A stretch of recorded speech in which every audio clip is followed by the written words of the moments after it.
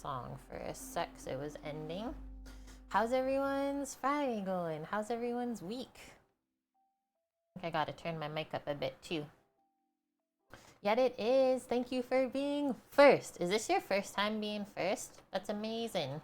Hello, Shecht as well. Great to see you too. Seems like a quiet Friday today. I don't know what's going on, but usually we are like bumping. So people must be like busy. They're probably outside doing yard works. It's super nice out and maybe just working, and that's a-okay. Hi, White Dove. How are you doing? I got some good news, White Dove. I was talking to Samo yesterday, and we're planning on getting some king crab legs this time when he's home. I'm so excited. We're gonna go visit a place called Lobster Mobsters that I've been to before. And yeah, hopefully we're able to pick up some yummy seafood from there, and I'll make a nice video for them. I think it'll be really fun. I've just been having this hankering for seafood and like even fish because I often don't eat it anymore because of where we live now. But every now and then we need it in our life. You're first if you just believe. I mean, yeah, in your timeline, why not? You can be first. There's no rules, right? Yeah, I've had a pretty good week so far. I'm a little bit sleepy today. I haven't been having the best sleeps, like maybe 6 hours a night because the neighbors keep waking me up at 2 a.m. and at 5 a.m. and then I just can't fall back asleep. But that's okay. Hopefully I'll get that solved. But yeah, we had some awesome rain for like 2 days straight earlier this week. I think it was Monday and Tuesday.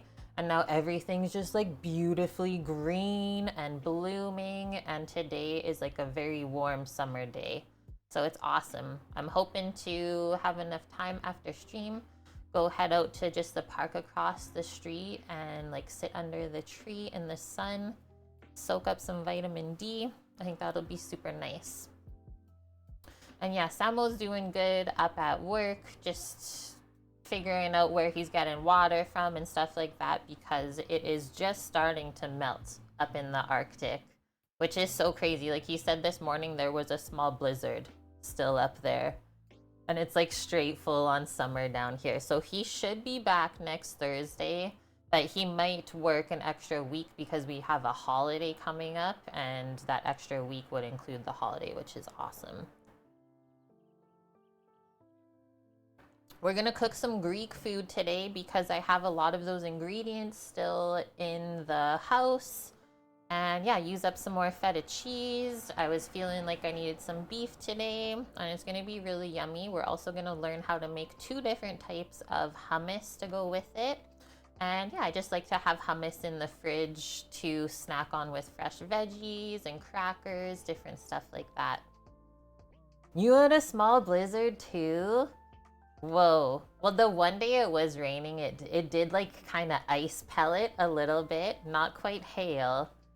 I was like, holy, what's going on, right? So here's the menu. I don't think it'll be a super long stream. All of this stuff is pretty quick and easy.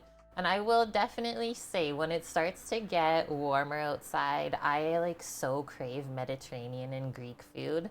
Probably because everything is quite fresh when you eat it. The lemon, there's always like tomato and cucumber. I don't know, some of my favorite food for sure is Greek food. And then we have lots of awesome recipes to use today as well. And we're gonna make a little bit of tzatziki sauce too to go with the meatballs because that's so delicious. I'm just gonna use sour cream today because I have that in the fridge to use up instead of yogurt. It's easy to switch out those two together. What's everyone else getting up to today? Just chilling? I'm home alone again as well. The roommate went back to work, I think Monday he left me. I didn't even know he was going that soon. So yeah, it's been pretty quiet around here, I would say. It's nice to have you guys to talk to. Good afternoon, Keith. Who the heck is Keith? I've never met them before. Actually, I know one person named Keith. Michael, you're only running a little behind. You were trying to get your tablet on. It double gotcha. Keith is like my... I don't even know what to say. Alter ego? Okay, I'm gonna make a little prep list and then away we go. Mary! It's great to see you, Mary. How have you been? Show us what you are doing right now. I am writing on a piece of paper. Hello, no file? You have a bit of dried garbanzos left over, so you were thinking about learning the hummus. That is what I'm using today. I've like stopped buying canned beans and stuff like that, and I only buy dried ones because it's much less expensive. Yes, it takes a little bit longer, but in my mind, it is worth it if you can take that time because yeah, you save money. I almost forgot to actually soak them overnight, so luckily I was up at 5 a.m. this morning and I got them soaking. I used, I would say like 2.5 cups dried, and look at how much we have now after soaking it. Usually you like to soak it overnight, but even if it's like 4 hours, that is still better than nothing. You're liking my Insta Reels? I have another one that I'm gonna do after stream today about how to save money grocery shopping every week.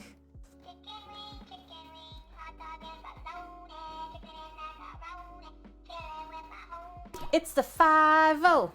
Thank you so much, Eric. Holy smokes. I can't believe you're at 50 months resub already. Dude, where's the time go? Okay, since you're here right now, and you haven't been around since I've been showing everyone, I don't think. I've been getting into your fermented Shrek water these past like couple weeks, and it's so dang delicious, dude. Like seriously, thank you so much. And I'm just happy that those hot sauces are still good. So good job fermenting them, because they shouldn't really go bad. It's good on eggs. What else did we put it on? I think we put it on our one South African dish we made. It's super delish. Alex, fresh beans usually taste much better too. I honestly think that as well. That they actually taste better and fresher when you prepare them this way rather than them sitting in the can.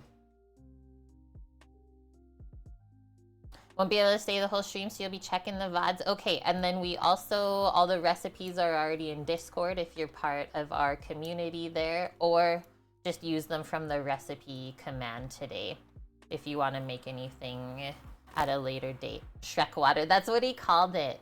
Think like a salsa verde.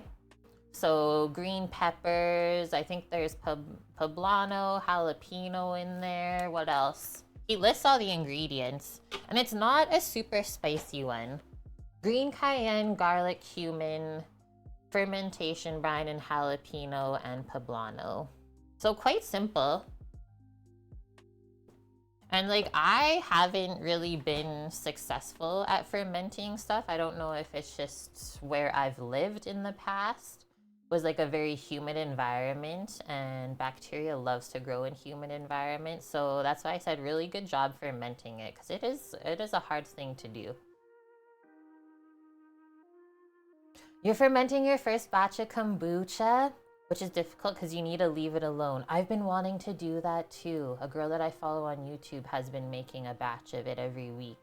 And it looks really easy. Maybe when Samo's home, we'll try that out. Because I think that would be very refreshing to have on the counter during the summertime when it does get really hot. Just pop a couple ice cubes in that.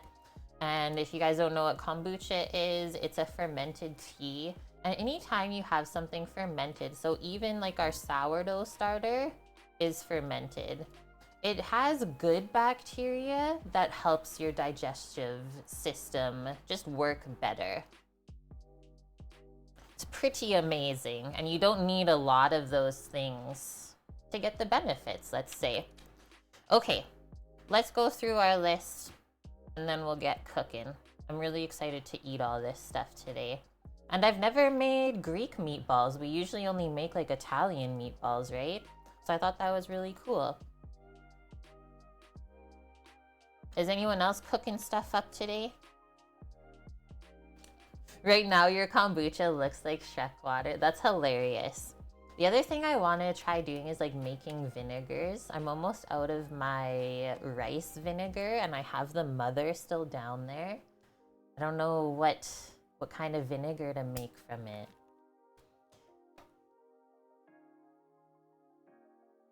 Okay, so I'm thinking the longest prep thing today is definitely going to be our hummus because we have to pressure cook the chickpeas. We've been using the pressure cooker almost every week lately. Last week we did black beans. I think the week before we did chickpeas, but we just roasted them for our main dish instead of making hummus. So let's say I'll just write down hummus and then go through the steps. So cook the chickpeas. I think it's 15 minutes in the pressure cooker from what I remember. I usually just Google it. That was another thing I wanted to make for myself, was like a pressure cooker guide for all the meats and all the beans and stuff, because they have similar timings, but they're all a little bit different.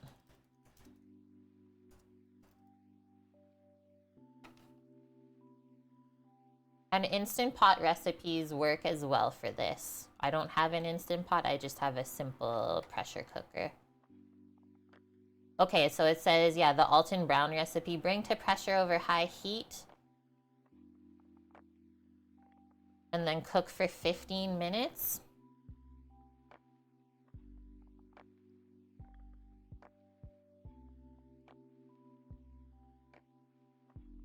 Okay, so he said if you don't soak the chickpeas ahead of time, you have to cook them for 45 minutes in the pressure cooker. And one thing that one of my sous chefs taught me once upon a time is whenever you use the pressure cooker, it's basically cutting your cook time in half, if you want to think of it that way. So if you make a stock, for example, in the pressure cooker, if you cook it for 90 minutes, that's going to be like the perfect stock if you're using bones and stuff in there. So it's a pretty cool thing to use. Let's put 15 minutes on there. And then obviously after they are cooked, we can start to make the hummus in our food processor is what I'm going to use. I'm sure you could use a blender, but I just think it will be easier for us to make it in the food processor. What if you use higher pressures? I always cook my stuff on high pressure. I've never actually tested the low pressure on it. So I actually don't know. Obviously, if you do lower pressure, it should take longer. I'm not sure if it's double the time or what. So what is high? So on the lid, I'll show you because the other part's just in the dishwasher. I cleaned it this morning. Which way should I form it? Excuse the light reflection, but the chicken symbol is high pressure and then the veggies is low. And then where it's on right now is just like a pressure release. So you just turn this dial. So that would be high pressure. And that's how simple my pressure cooker is. That's what it looks like on the other side. And then there's just this silicone ring so it stays pressurized. I've never had an Instant Pot or used one, so I don't know how those things work as far as their pressurizing. If anyone wants to share, please go ahead. Okay, so we will blend the hummus, and we're making 2 different types of hummus today because I had some roasted red pepper puree in the freezer that I wanted to use up. So we'll make a simple garlic hummus, and then from that, we will just take a little bit out and then mix in some of the red pepper puree that's been roasted. And then we have 2 different kinds. I was thinking maybe like blending in some feta with the red pepper one. So we'll see, because there is this Greek place at the farmer's market that I go to. And that's one of the spreads he makes. It was like chickpea, red pepper, and feta all together. And it was insane. And it's not spicy either, which is really nice.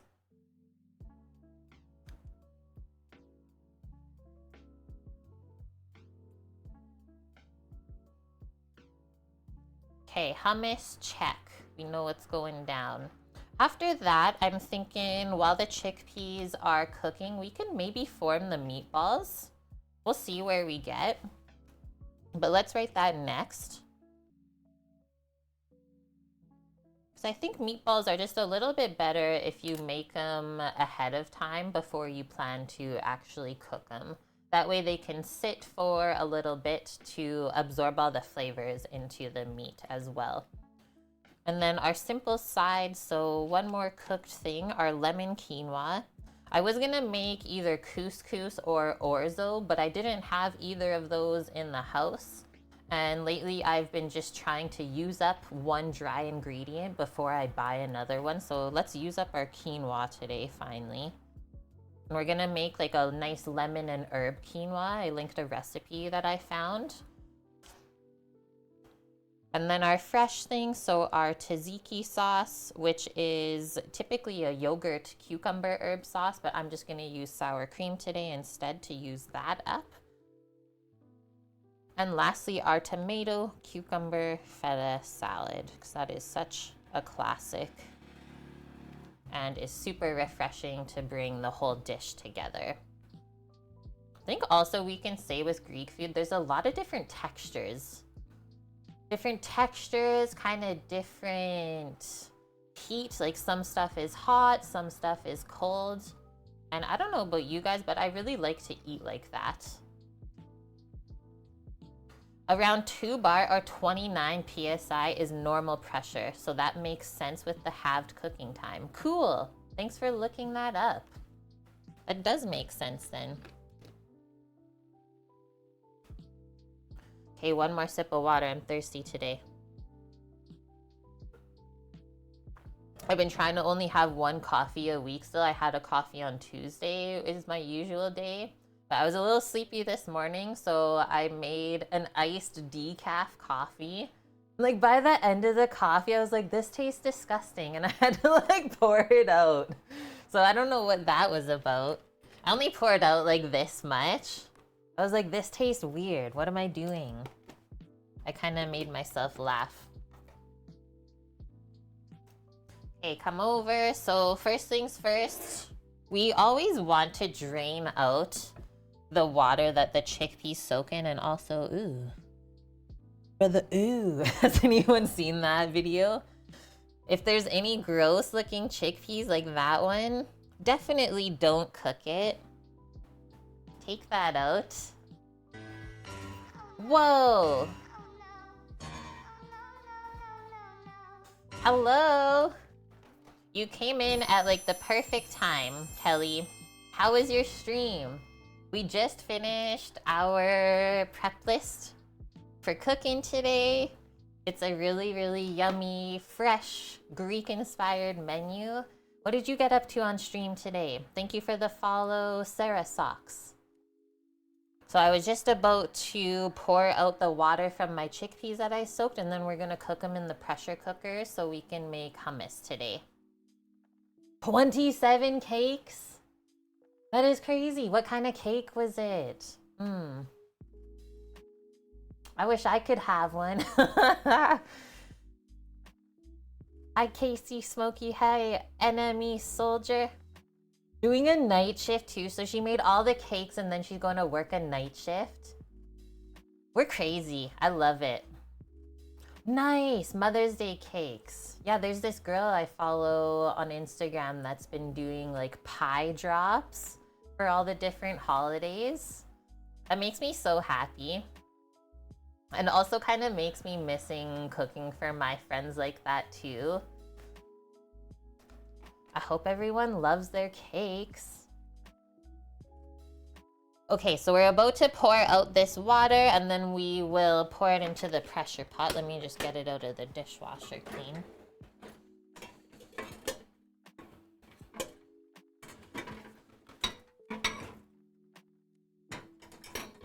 Oh, the other thing I was like busy up to this week, guys, was cleaning the whole balcony so that we're able to do some grilling again now that it's nice. I've put an end to the pigeon invasion and it's looking so dang good. It's literally taken like 6 months to get to this point. So to say that I have some relief, yeah. Well, there's a couple kind of weird chickpeas in here. So yeah, if something looks weird in your beans or peas or whatever you're cooking, take it out. Don't use it. I noticed that there's some that kind of have this black stuff on the outside.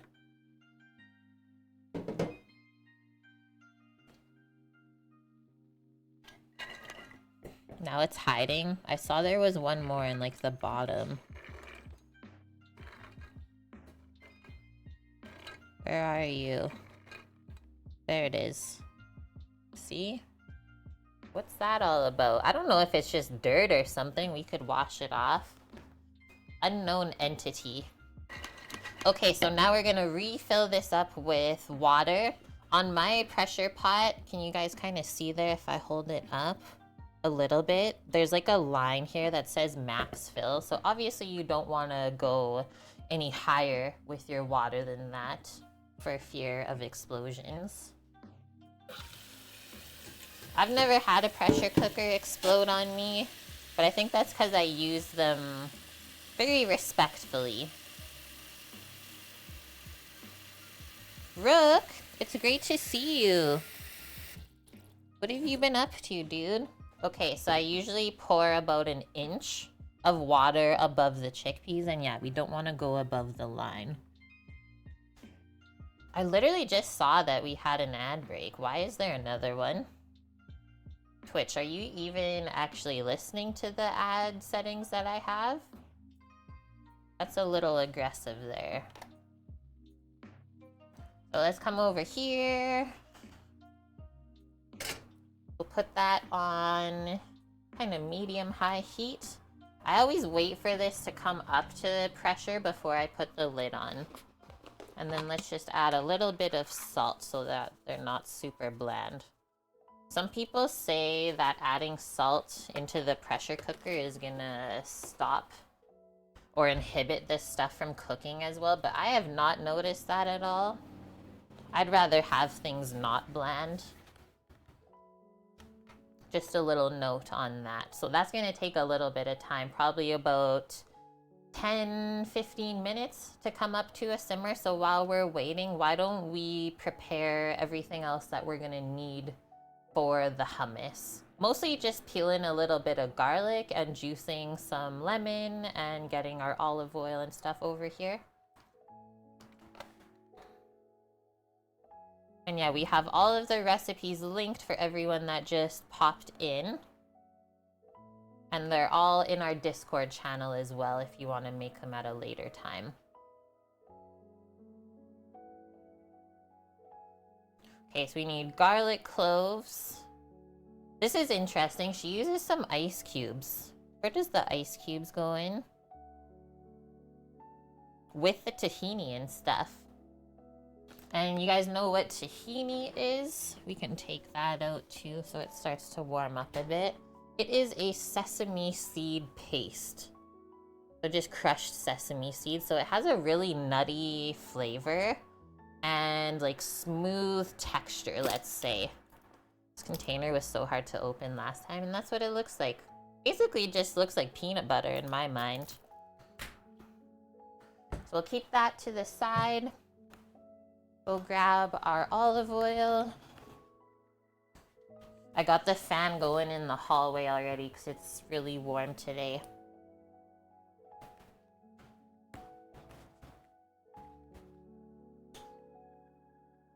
We'll use that. I've also seen hummus made with both fresh garlic and roasted garlic. So just keep in mind if you're gonna use fresh garlic in the hummus, a little bit goes a long way. Fresh garlic is really potent. And the other note that I will also say is it gets more powerful as the garlic sits in the hummus if it's fresh. So don't just like be tasting it the first day you make it and adding more and more garlic, because I swear the second day that you taste it, it's going to be insanely spicy and almost inedible. Take it from someone who's maybe taken it a bit too far.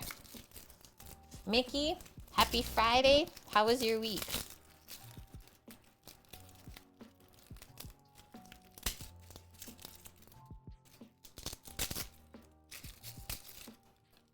So she says 1 to 2 garlic cloves for every 3 cups of chickpeas cooked.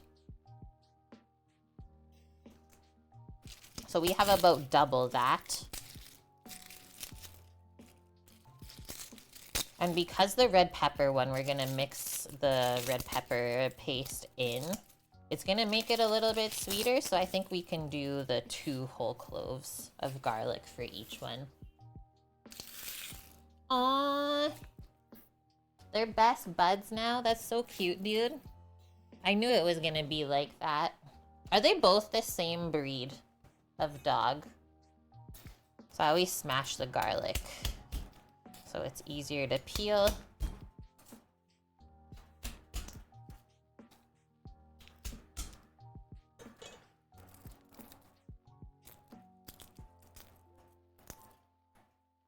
And they said to mince the garlic, but I don't see a point of taking the time to mince it if we're just gonna put everything together in the food processor anyways.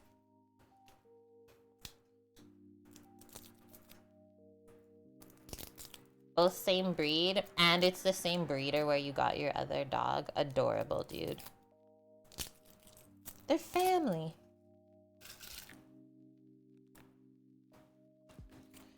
That's done. Put this away.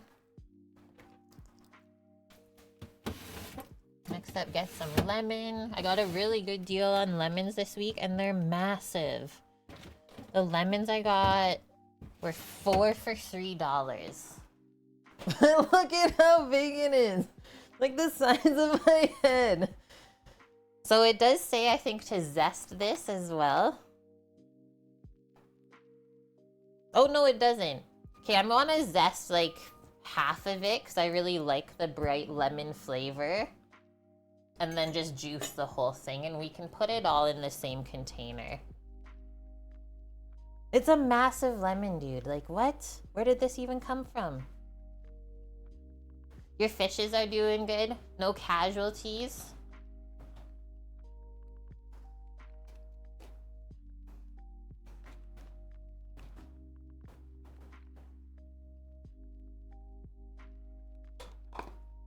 Okay, since we're gonna zest it, I'm just gonna wash it. The citrus fruit usually has wax on it, same with stuff like apples. Just give it a wash and a wipe.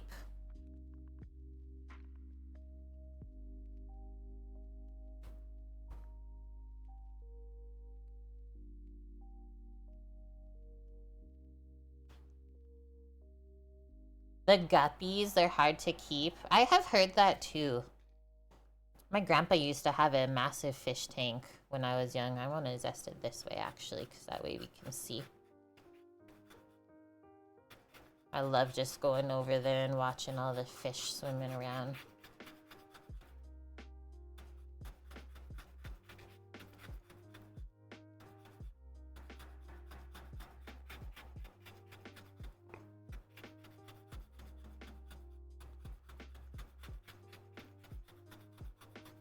Sometimes it just happens.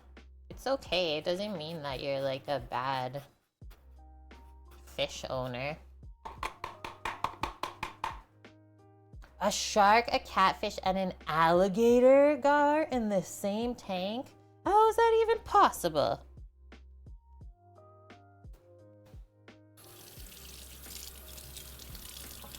That's some Finding Nemo stuff right there.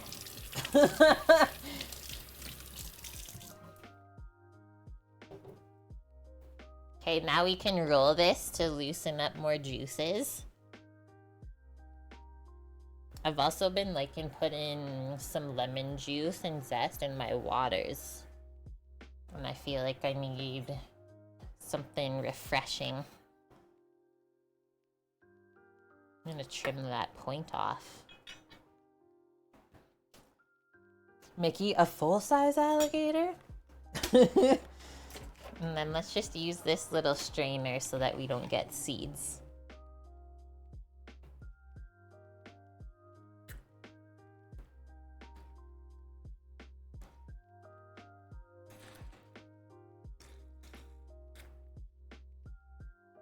Mickey would be running. It's just a fish that has an alligator mouth. It's just a fish that has an alligator mouth. It's totally fine. Did I sneak a seed in there? I did.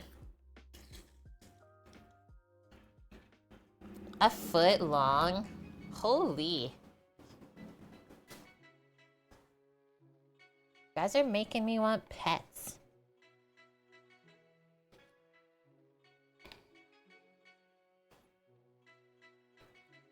There's a lot of seeds in there. I'm glad I used the strainer.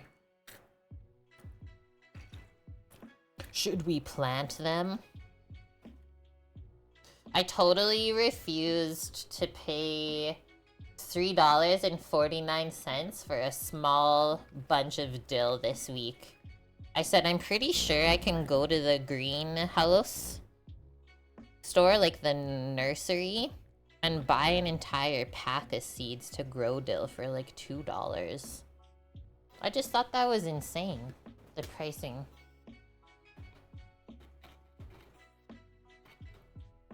I've put my foot down. That was a very juicy lemon. Carnival goldfish for 10 years.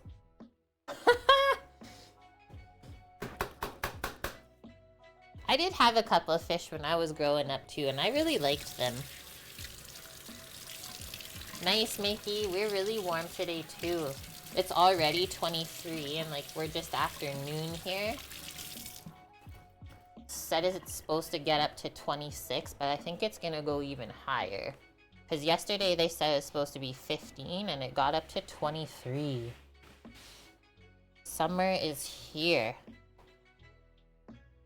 And Samo's still in like the frozen Arctic. It's so funny. Okay, there's our two things.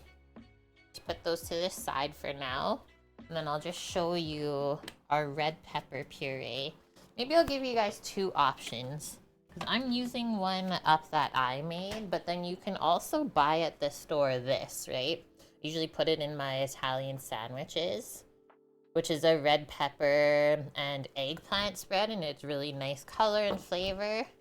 But once upon a time, I just had too many sweet peppers in the house, and I was going back to work for like 3 weeks, so I just roasted them, and look, it's kind of frosty. That's how I know it's time to use it up. Roast all the peppers, peel them, and then just blend them into this yummy puree.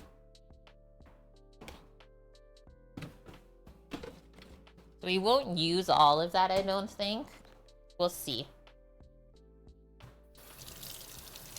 Next, we're gonna make our meatballs. Better frosty than moldy. Facts. That's what I always think too. Okay, so we're cooking our chickpeas. Meatballs next. First pets were mice and hamsters, aside from the family cat or dog. I never got any little rodents like that. We always just had cats and or dogs. And then I remember having a little fighting fish that was super cute. Okay, Greek meatballs. She says, these juicy Greek meatballs rock. I'm gonna just switch how this is right now while I'm reading. A traditional recipe beautifully flavored with red onion, fresh parsley. I didn't buy mint either because it wasn't even at the store. And a hint of dried oregano, which is definitely a Greek spice that we have. These meatballs are slightly crisp on the outside and are brilliant served as an appetizer. Now this is the full meal, people. With tzatziki and pita breads. Yum. I'm not making any pita breads today. I'm trying to go no gluten right now. Just today.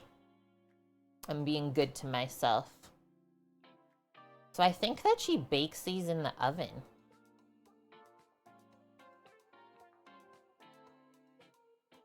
Let us see.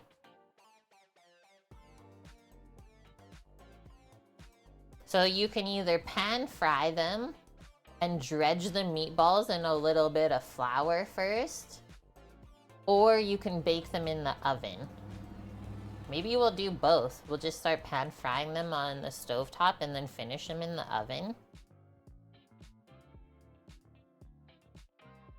That sounds delicious. And then just down in her notes, she gives a recipe for the tzatziki. It's note number 5.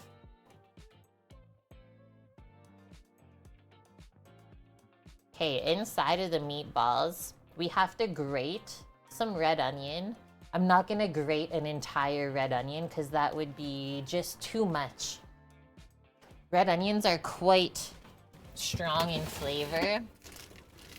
And yeah, I don't like when it just overpowers the meat flavor. Plus, I'm not making that much for myself today, let's say. So this is our ground beef from last week when we did the tri-tip, and then I packed the rest away. So we'll pop that into a bowl. Our red onion, I'm thinking like maybe a third of this red onion grated. Because like I said, I don't like when the onion flavor overpowers the meat. That's a no-no for me. I like when everything tastes really balanced. Lily, good to see you. It didn't give me a reaction. I was so happy about that. So yeah, I've definitely, like, I don't know, I think healed my gut. That was actually scary for me to test. I was not happy about that, but we're in the clear. I'm excited. It doesn't mean I'm just gonna like eat all the bread in the world, right? I think what I said though is that there was enough protein and other stuff in the dish that it just kind of canceled out the amount of gluten. There is some garlic inside of the meatballs too, so for that we will mince it. You can cut the meatballs if you want with either pork or lamb, up to you guys, but I'm just doing beef today. There's egg, parsley, oregano, and then just a bit of oil and salt and pepper. So let's get a little bowl out to mix this in. I think we'll start by grating our onion into the bowl and then go from there. Chickpeas are like almost simmering. Very close.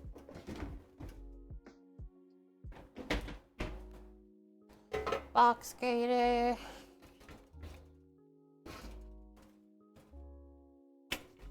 It was like, how big of a bowl do I need? Let's go bigger rather than smaller, just so it's easy to mix. That. First though, I think we have to come over and skim. That's what it's looking like. So usually I'll skim off all of that, because that is impurities coming out of the beans. Same with how you skim the scum off of a stock as it's coming up to a simmer. I always skim off this foam. It did it with the black beans too. Just something that happens. Yeah, just congregate it all together.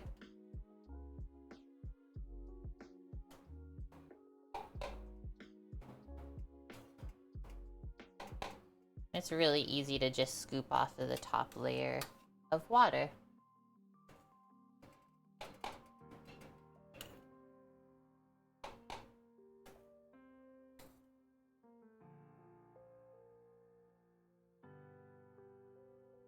We'll see if it keeps building up as it comes to a simmer.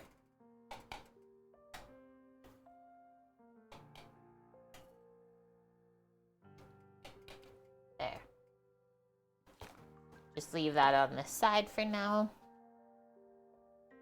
You had a really bad heartburn the other evening. It was so bad. What did I read the other day about heartburn? If you sleep on your left side, you're more likely to get heartburn. I don't know if that's accurate or not, but that's just something that I read.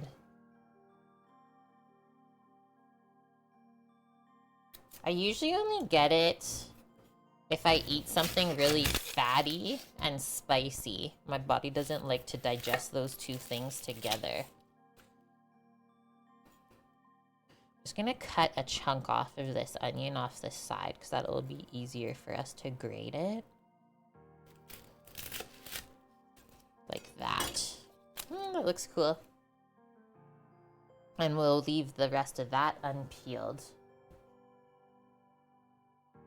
And we'll pop it back away in the fridge. Caffeine and nicotine. Probably that too, yeah, if you don't drink enough water. I could see that happening. You had milk. It always helps.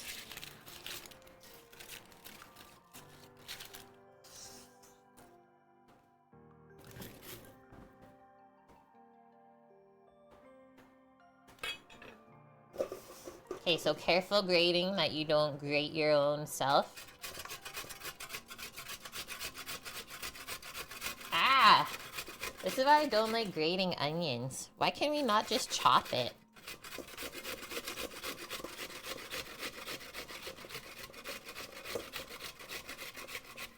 It burns the eyes, guys.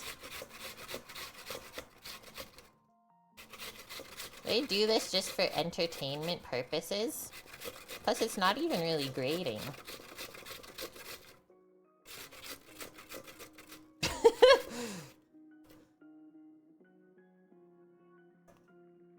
If you put onions in water, like, I'm just gonna chop this up now, which we could have done from the start. This is silly. Guys, don't grate the onion. This is ridiculous. We could have just chopped it. Because now it's like the weirdest texture and sizes. Usually when I make a recipe for the first time, I always try to follow it. But that was just not a smart one. Maybe if we were grating a lot of it, but even then I think it would be quicker to just chop it. This is why we always say recipes are just guidelines. You can still do whatever makes your heart content. Whoa. Okay, let's come back to the chickpeas because they're going crazy now. Little mama, how are you doing? Oh, yeah, we can leave it on that one. Now it's onion relish, pretty much. Okay, look, we're simmering.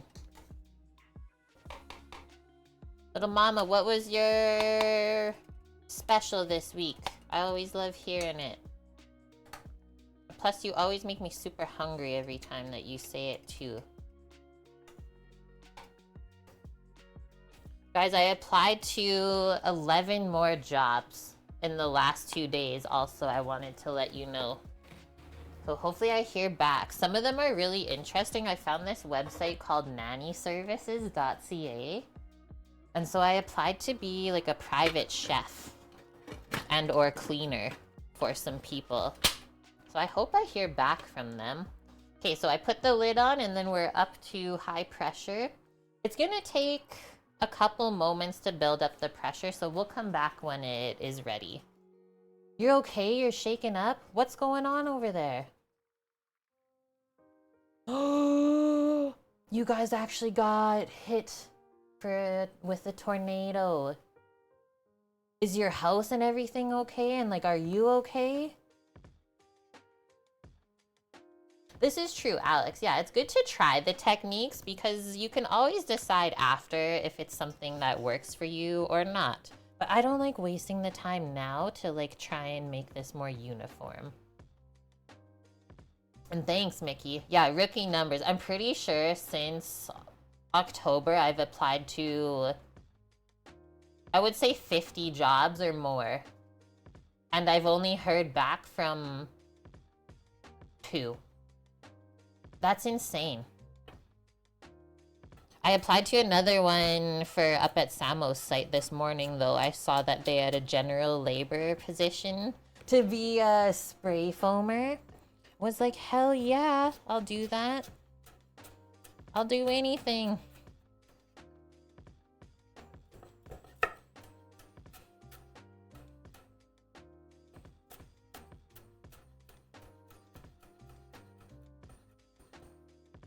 You're gonna light a candle for me? Thanks.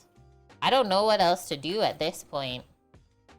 It's starting to get a bit disheartening.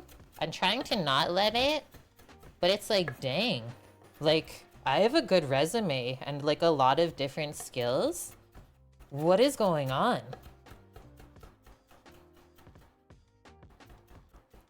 That's still really scary though, little mama. Like, even here where I live in Canada, it's called the prairies and it's, yeah, very susceptible to tornadoes. And I always remember when I was young, when I lived here still, that we'd have to often go into the basement because where we lived was like a suburb and right behind us was like just farmers' fields open. And yeah, I saw a couple funnel clouds building up in those fields. It's not a good feeling. It's really scary. As much as like your adrenaline is pumping the whole time, yeah, would not recommend. That's the thing I'm thinking, Paloozer. You're overqualified. What was the other one I saw on TikTok? People are saying just say that you like went to Harvard and stuff on your resume, because who really checks? Okay, just had to wipe that onion flavor out of there. Now let's open up our beef and get it in.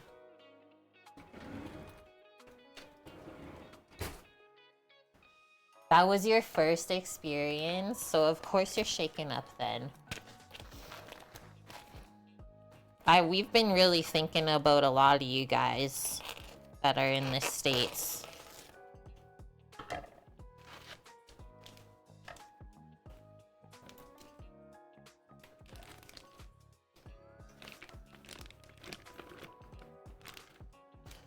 What'll this make? Maybe like 14-ish meatballs?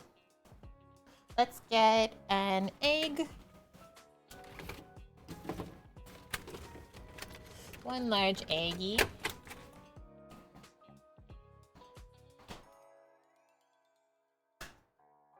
Crack that into the bowl. I usually just add everything into the bowl all at once and then mix it after that. So we'll get some more garlic out so we can mince it.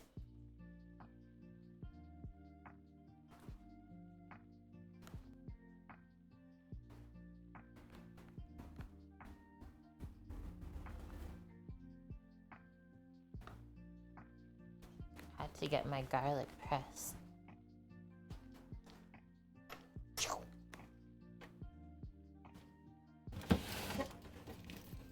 See, I knew you'd need all that garlic. And you just have a feeling. So the roommate has an arrow garden. Or what is it called? Yeah, it actually is a legitimate arrow garden. So that's what I was thinking, White Dev. Or we just have like a big flower planter over in the living room that I could like plant a bunch of things in. But I'm seriously not buying fresh herbs anymore because it's unaffordable. And it kind of like makes me sad at the same time. Like, and then I tried to like look at other places the price of dill and it was all like $4 for a bunch that's like half the size of what it used to be.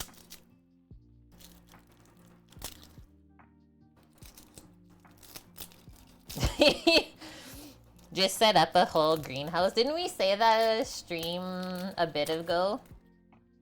The guys would just come home from work and the entire living room's just a greenhouse growing food. That would be so funny.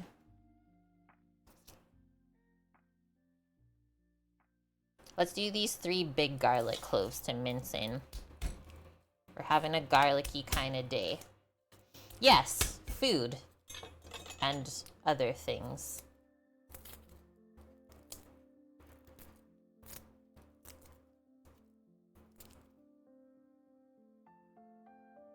Oh, that's also smart, yeah.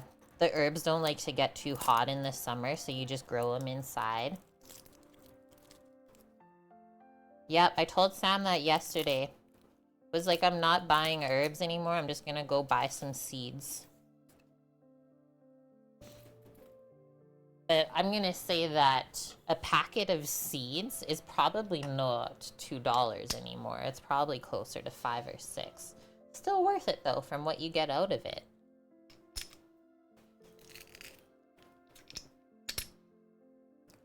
Smoosh the garlics.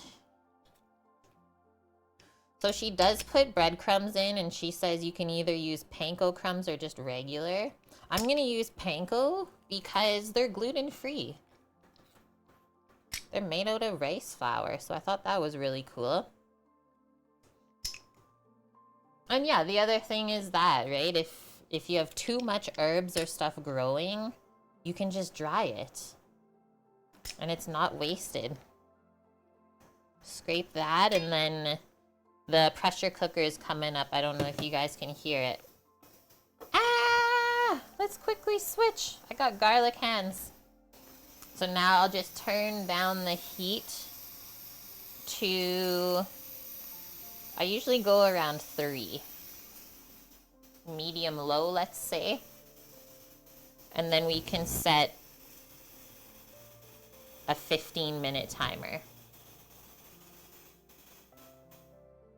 And that's a good steam stream. It's not too crazy and it's not too low. Just right.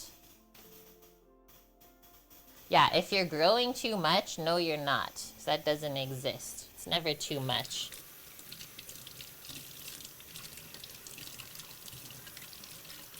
Remember all the food that we would give away from the garden in BC? Just give our friends like massive bags of vegetables all the time. That's such a good feeling too.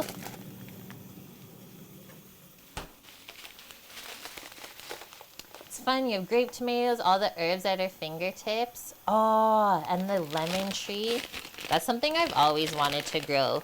Okay, I keep my panko crumbs in the freezer because they stay better longer. Any breadcrumbs, I just keep in the freezer. I learned that from my mom. Does anyone else do that? Right, yeah. Whenever you garden, you're always giving away stuff. Because there's always so much. What do they say for crumbs? 1 cup? I'm not going to do an entire cup. That's way too much filler. Let's say like half a cup.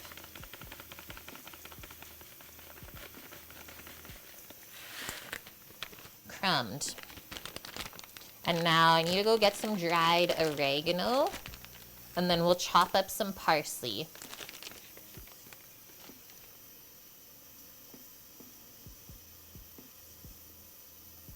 Yep. And then just some salt and pepper.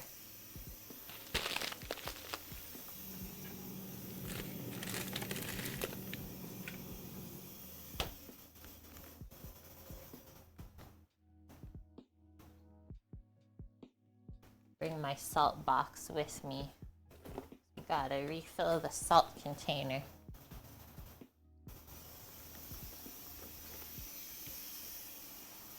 You just had half a chimkin? Nom. Don't know what that measures in cups. Palooza just ate like a liter of chicken. Okay, a little bit of dried oregano. That's like the most Greek flavor, I would say, oregano.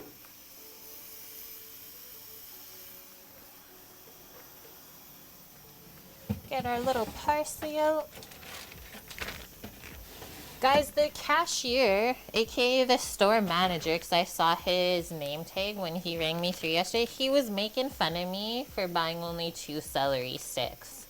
And then he told me this story that there's a guy that comes into the store every single day and just buys 1 celery stick because he says it's fresher that way. That was the most hilarious story.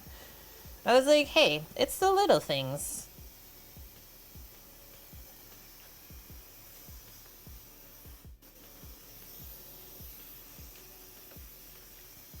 At all the stores you go to, you have to buy the whole head. And, like, there's no way that I would use an entire head of celery by myself, right? So they always just have, like, beside the big celeries, like, just probably about 20 stalks. that are cut like this, and they usually don't look bad. Sometimes they're nicer than the actual whole head of celery. But yeah, I really can't complain on that.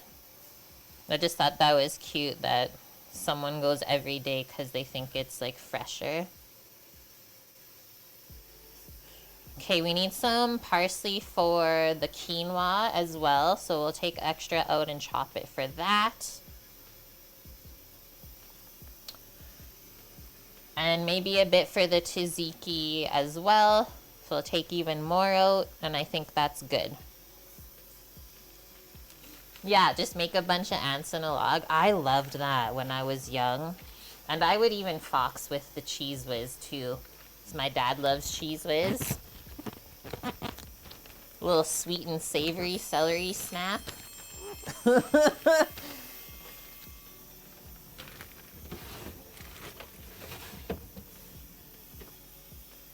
Oh, Dia, thank you for that follow. Welcome in.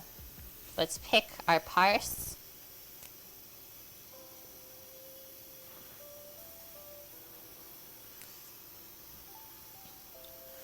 I watched the 1951 version of Alice in Wonderland this week.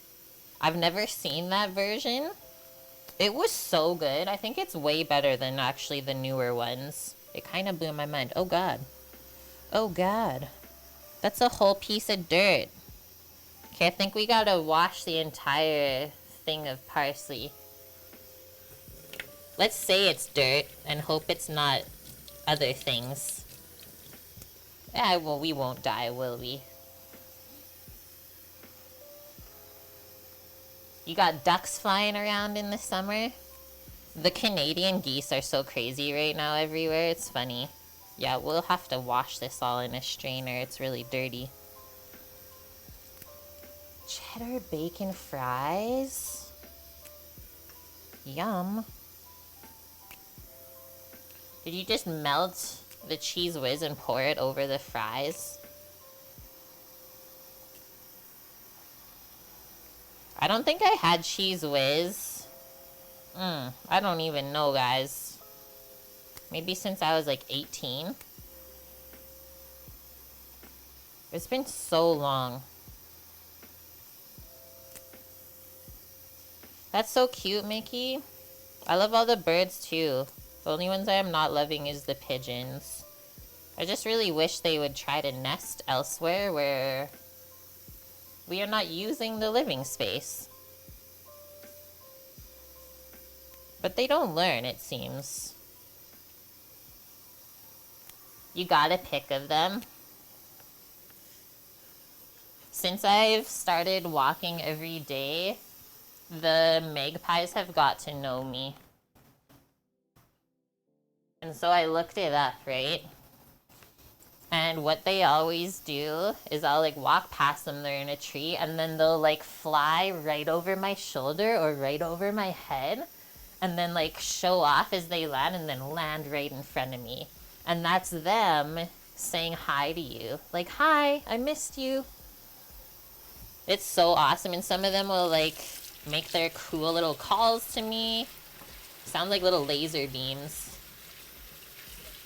And we'll just have full-on conversations. I'm definitely the crazy lady that talks to every animal that crosses her path. They're so clever. Hi, Red Bean Buttercream. How's your Friday? Okay, now we need a little towel to dry this.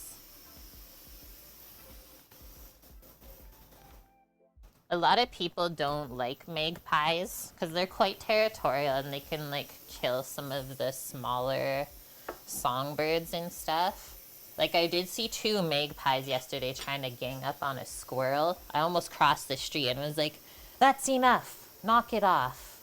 But then at the same time I thought I shouldn't disturb nature in that way. I didn't even... Maybe they were playing? I don't know. You once found a huge spider in your package of parsley? Ah. What did we find once?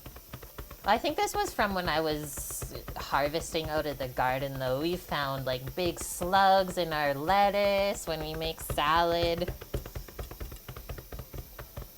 It's fair though, because like we need those insects around the plants and stuff that we grow.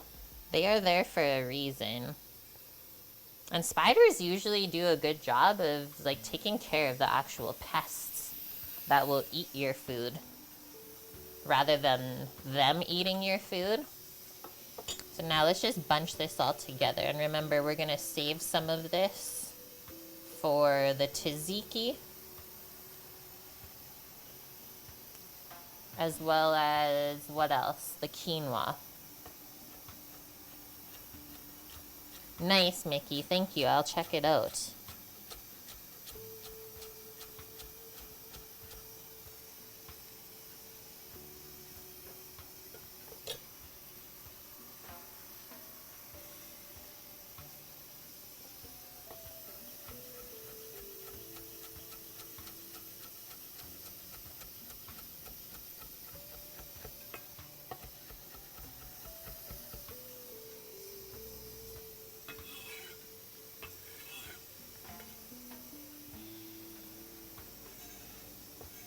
Another thing I was reading up about pigeons, which I thought was really interesting, was that they were like the original mail carriers, and think like telephones, right? They were our way of communicating back in the day before we had telephones and electricity and all that stuff. So yeah, pigeons were very close with humans once upon a time, and then once we started using telephones and stuff, they weren't really needed anymore, right? And so that's the reason why they don't really nest and live in the forest like a lot of other birds, is they've always had this human connection and felt safe around humans. You woke up late? I'm probably gonna have a nap later. 6 hours of sleep? I mean, I don't usually run very well on this amount of sleep, but I'm getting used to it, I'll say. Yeah, the homing pigeons, exactly.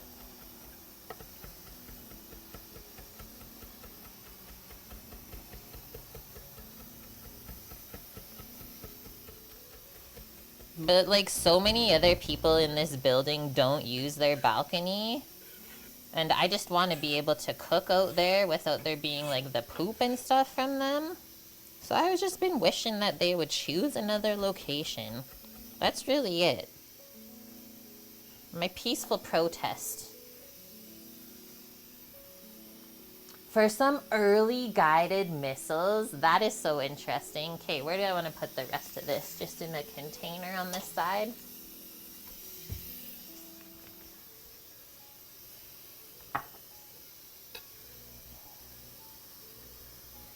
So we're saving some for the quinoa and the tzatziki. And then the rest is gonna go into the meatballs. Yeah, they were tested. You don't know if they actually got used for it or not. Makes sense, though. There's a lot of chlorophyll in that parsley. I was happy to find Italian parsley this week, though.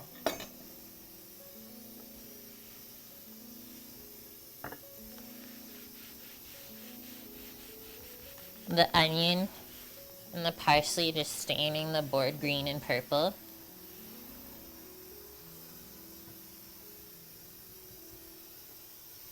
Let's actually put this in the fridge so it stays fresh. There's only a couple minutes left on the chickpeas. And now we just need a bit of salt and pepper and then we're good.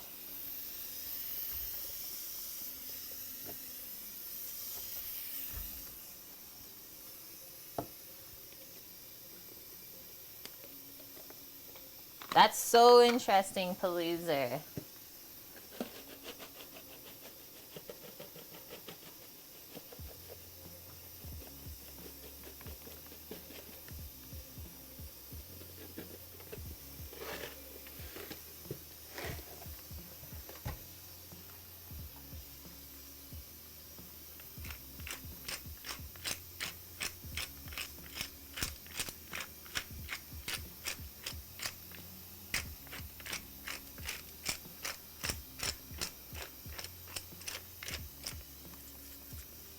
we're all out. We'll have to fill that up too. That's how you know you've been doing some good cooking lately. Just constant refilling of the pepper grinder and the salt container. Let's start with that amount of salt.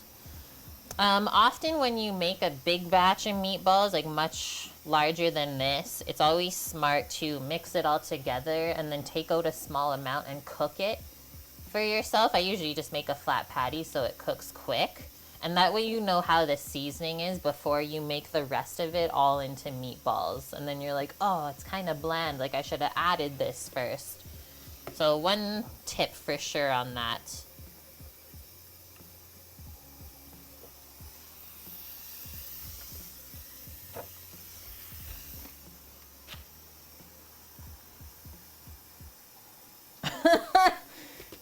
On bats and stuff? That's nuts. Okay. That's our 15 minutes on the chickpeas already. Look at us go. Hi, Greek. Happy Friday. How are you? We can turn this off. And then I'll just turn this a little bit. I'm just going to take it off of the heat and post it up over here. And then we'll start to let it depressurize. There.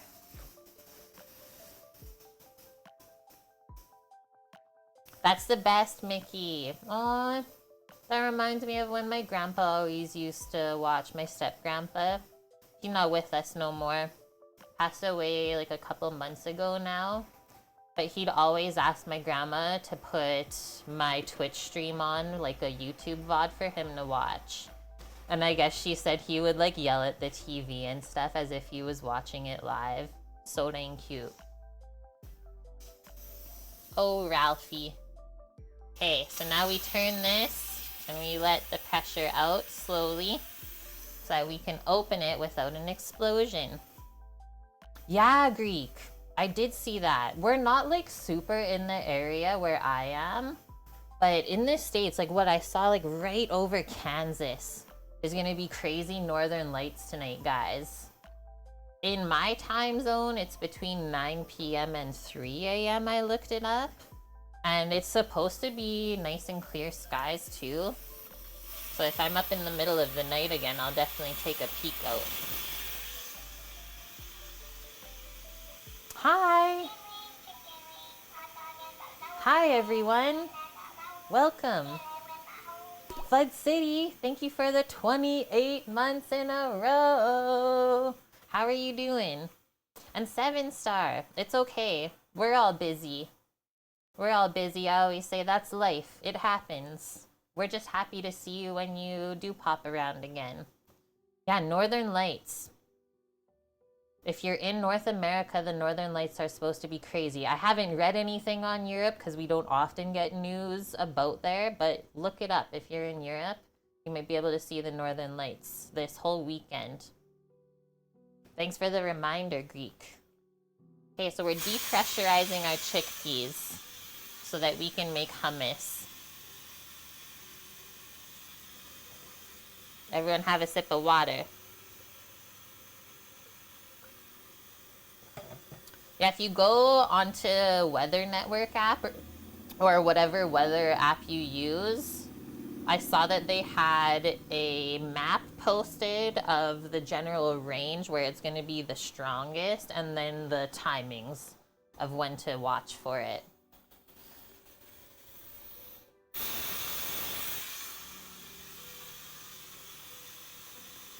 And of all the times that I've been up to the Arctic for like an entire year, even working night shift, I never got to see them up there. And I've seen them here in the city like so many times. Very cool, Greek. Very cool. I told Samo to look. Even though he'll probably be sleeping. Oh yeah, Eurovision. Already? It's already that time again. That's how you know summer's coming, right?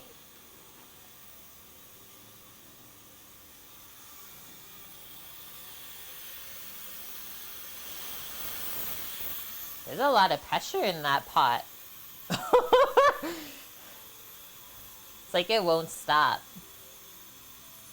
It's chickpeas.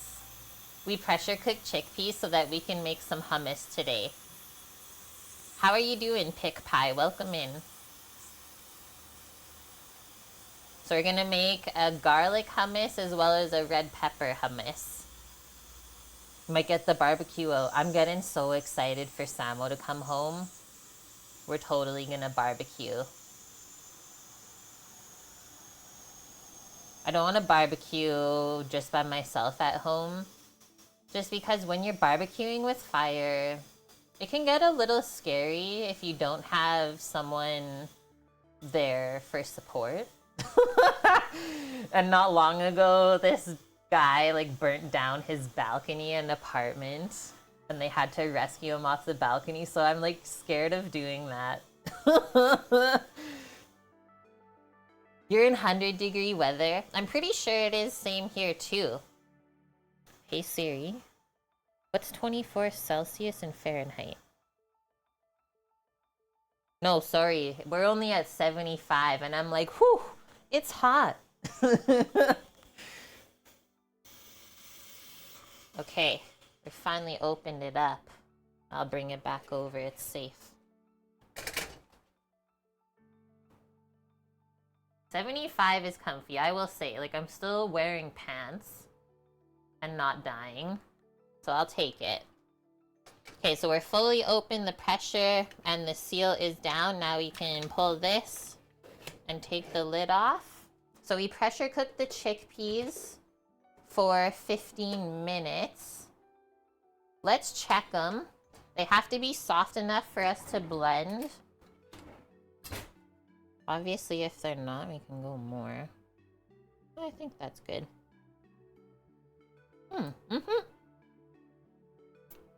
It just like melts in my mouth. It still holds together, but when you eat it, it just melts in my mouth. So just to get them a little softer, we can actually just leave those in the water to cool off while we keep prepping the rest of the meal. That was so good, by the way. They definitely taste better when you cook them from dry versus just pouring it out of a can. Ugh, 100's like 40°C. I can't do that temperature anymore. My body just does not like it.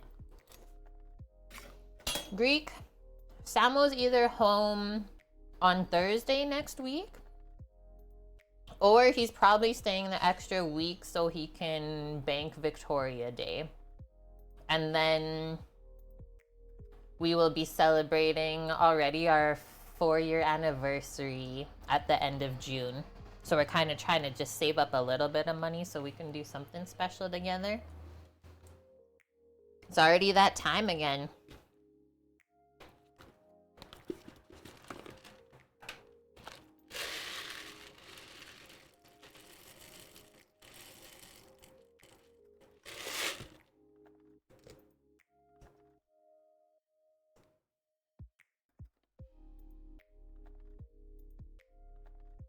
Mickey, when you lit a candle, you melted your monitor? What? Feel like a Jasper trip? Is there a ramen place? I don't know about a Japanese food place, but there is a phenomenal Korean food place in Jasper. Like, you're planning to go to Jasper? I was actually thinking of us taking a trip down to Waterton Lakes. Okay, I'm gonna squinch the egg and then we're gonna mix this all up with our hands. I really want to go explore Waterton before it gets busy in the summer, because I've never been down that far in this province. What's the ramen place there?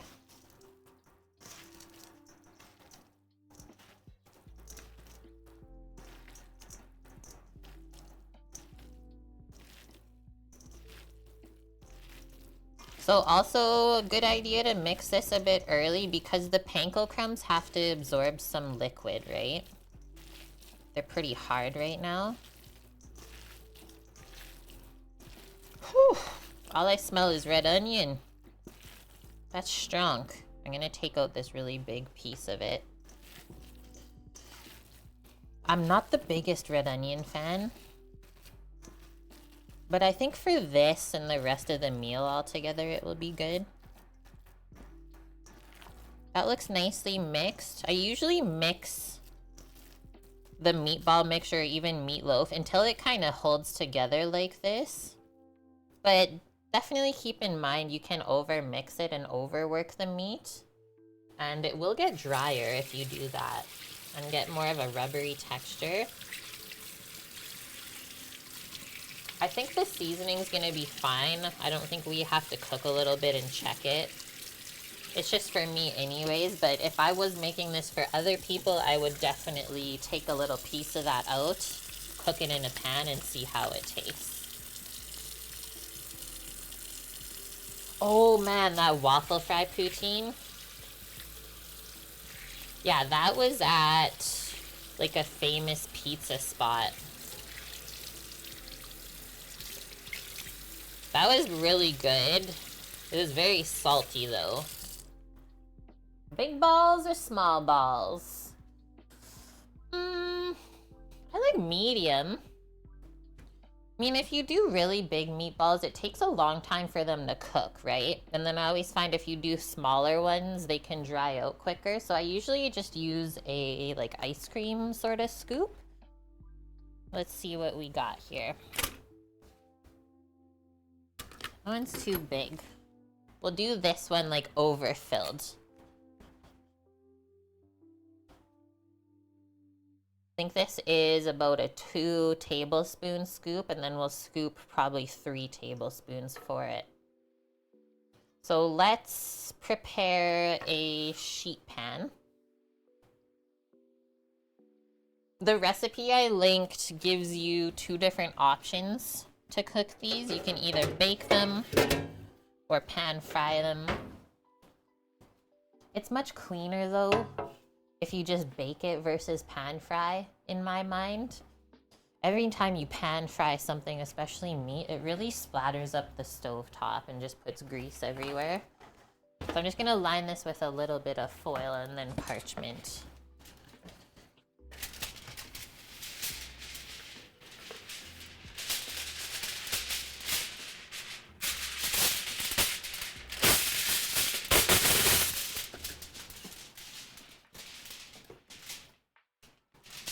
And then after the meatballs are done, we can probably mix up the hummus.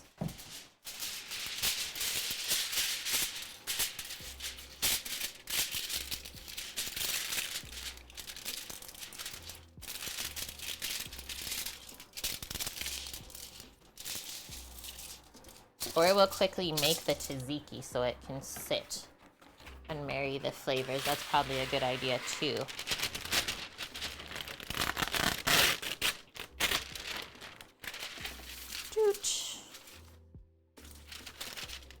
Perfect.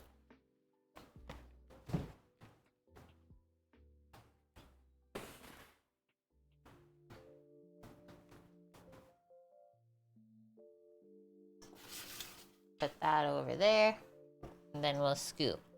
So get it nice and filled. Also keep in mind these are gonna shrink a little bit. Something like that.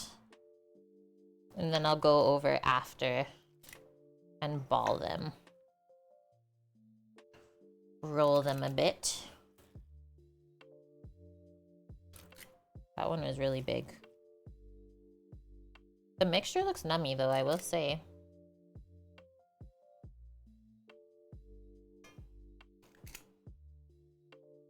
I also really like to add cheese into meatballs. If you have Parmesan cheese, that'd be good. Or even adding feta into these would probably be amazing. Pan frying is dangerous. It can definitely be dangerous. The amount of times I've gotten like a grease splatter right on my eyeball, and it hurts.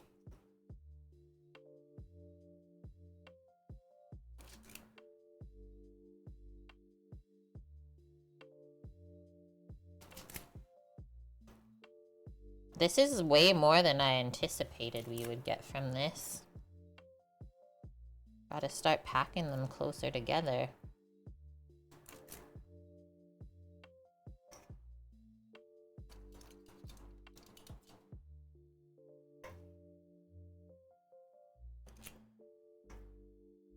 Hi, Reg. How's it going?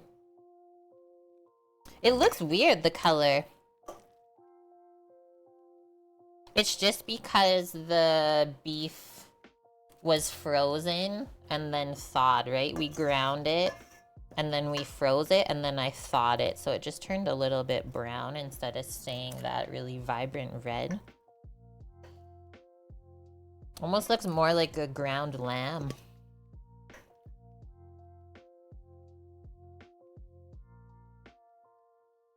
I'm doing good, Reg. Thanks for asking. Just getting into our Greek meatballs here. We got our chickpeas all cooked up and ready to go for our hummus.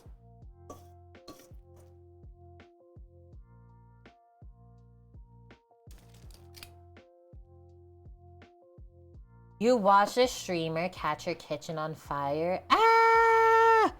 And they try to put it out with water. That's the scariest thing I've ever heard.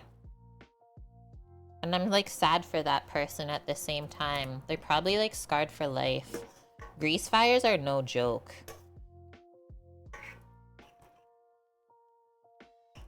I remember when I was working with a young kid. I think he was like 15. But he was like getting really good at working in the kitchen. And so he thought he would drop the deep fryer in the middle of the service, but forgot to turn it off, so he lit the deep fryer on fire. And his face was just like looked over, because I was watching, right? I was just in the dish pit. Like usually when you're like a sous chef or chef, you usually are doing dishes and just watching everyone. So I was doing that and I was just watching everyone. I was like, okay, you think you can do this in 10 minutes?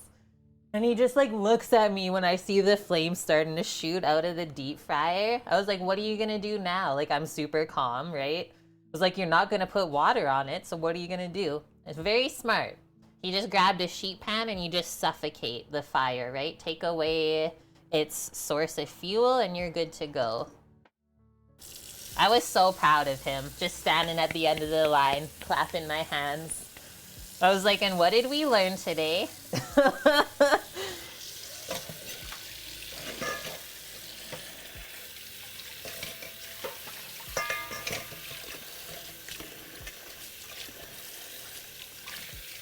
He turned out to be a great human being, I will say.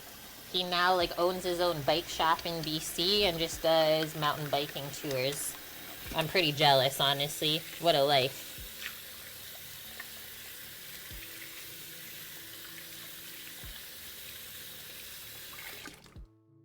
Oh yes, the amount of times that that's been joked about at the last place that I worked.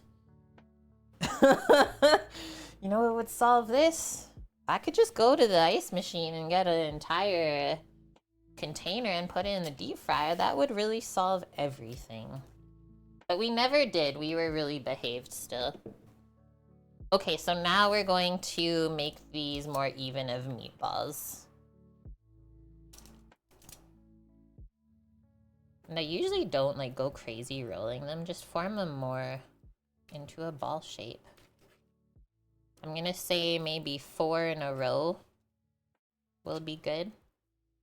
So now I know I need like a middle size scoop, because that one was a bit small and then the other ones are really big.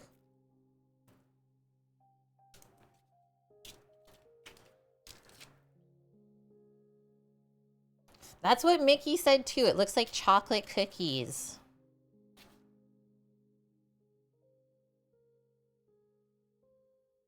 I think it's just the lighting in here. And I don't know what to do about that to fix it more. As you guys can see, it's like really reflecting off of my face. But then it's dark here. It's just because there's like a raised island in front. So any of the natural light coming through the windows is just totally blocked off. Unfortunately.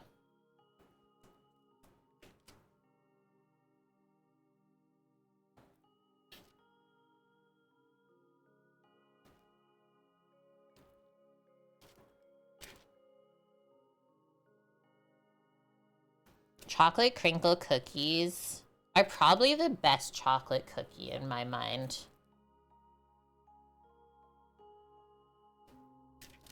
Like, if you love chocolate, that's the cookie for you.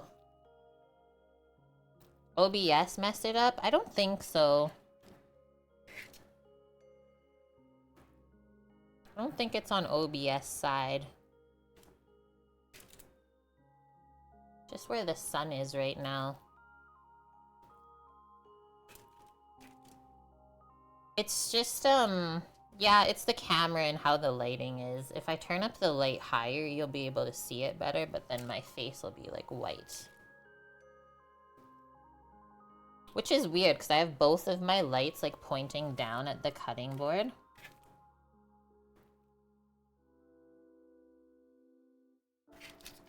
Maybe I need less light then. But that was a perfect amount of meatballs. What do we get? 5 times 4, we got 20. That's way more than enough. I think I usually have like 5 or 6 meatballs per portion. The stove can't fall in a pot of soup. That was always really scary. I used to have a setup like that. And yeah, it was always a little bit worrisome if the camera ever fell off. You've seen some stuff on Twitch. I've never had anything scary like that happen. Okay. If I hold them up, they're a bit more red. Meatballs. Complete. Even in this one, it's not that red. Maybe from the red onion and the parsley, it colored it a bit weird. That's my guess. So we're just gonna leave those on the side right now to start to warm up before we bake them, so they're not cold from the fridge.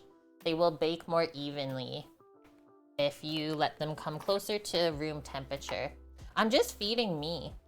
Sometimes my roommate's home, but he left for work again on Monday, and my husband's gone until next week as well. Meatballs, check. So then, what does she say for the temp and timing for the oven? I was thinking like around 425 Fahrenheit for probably 10-15 minutes.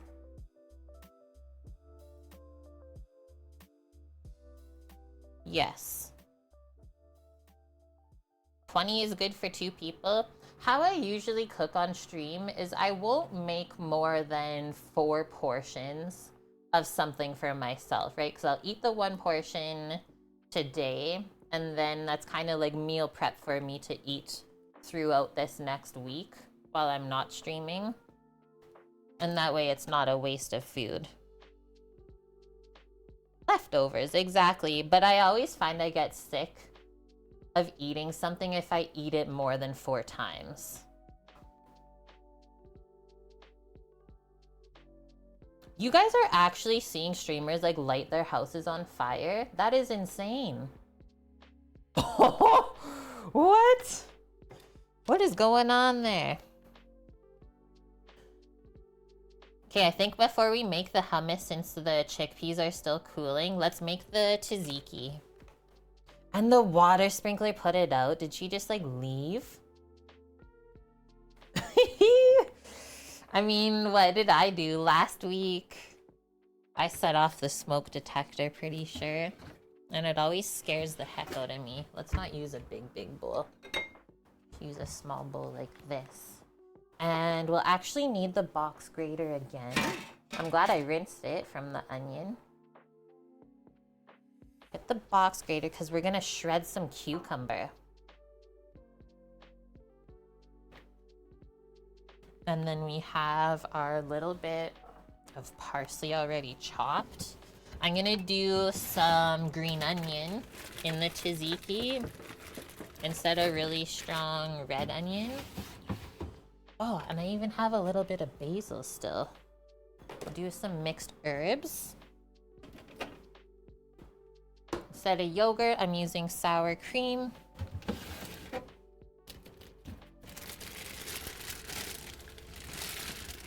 And let's grab a couple cucumbers. Guys, don't laugh at how I pack my cucumbers in the fridge, because these are seriously 3 weeks old now, cucumbers from the farmer's market, and somehow they're not bad. It actually blows my mind. Because like if you buy cucumbers from the store, they maybe last a week. So we'll shred those up and then we'll use a little bit more to make our tomato cucumber feta salad. At least I'm sad to cook. I mean, I have been doing this since January 2018. And I've done this in a lot of different locations, let's say. Like, what is this? The 5th kitchen that we've streamed from over the years. So I've learned a thing or two, but also I was a professional chef before I started streaming. So I'm just here to really share my knowledge and inspire you guys. Right? Like those things happening on streaming, even just when the smoke detector goes off, I like freak out. Just one sec, I think I've seen a pigeon fly onto the balcony. I'm on ultimate watch out now because I cleaned everything and I don't want them here.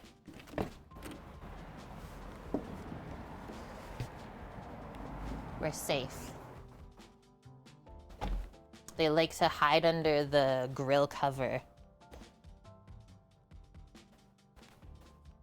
And then I can't see them. Okay, let's trim this up. And then I'm gonna leave this little nub on this side to hold on to when we grate it.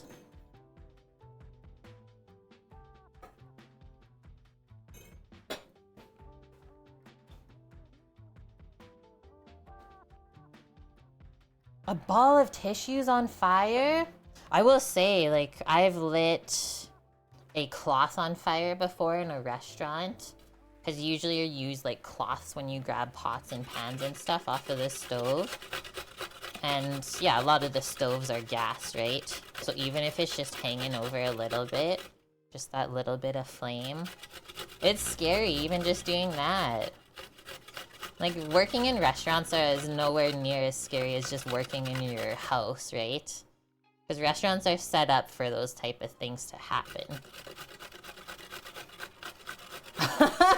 That would be hilarious. Watch a streamer grill inside their apartment, no venting. I would not like to see their ceiling.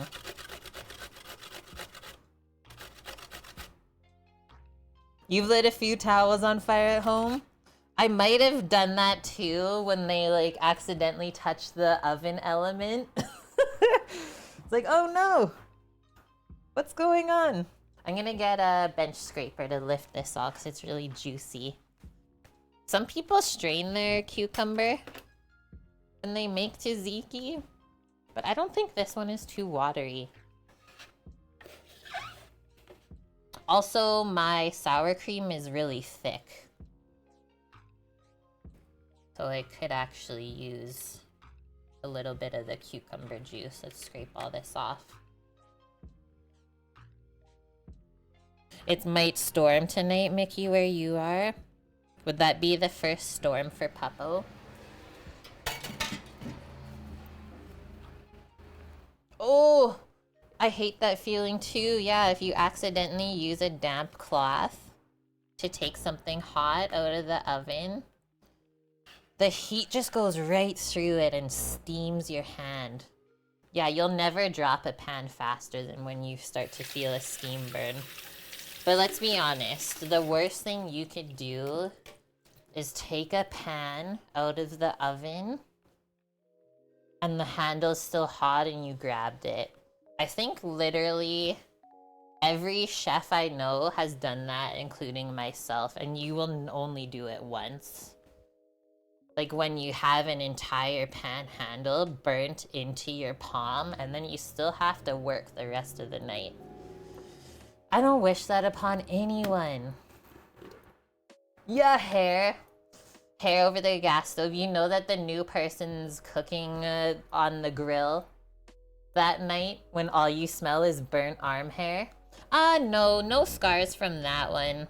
I have a couple, like one little scar on my pinky that I cut really bad once upon a time. That's probably my worst injury. And I had one on my foot actually when I was changing a deep fryer. How it was set up underneath like the oil catch tray. I had it pulled out a little bit too far and then the whole thing of hot oil like flew out onto the kitchen floor. And I was like propping myself up on the line, but it went into my shoe and I had like a blister like this on my bottom of my foot, but somehow it didn't scar. Those are the worst things I've ever done to myself though. So not too bad. I'm gonna just like knock on some wood really quick. So I don't jinx myself.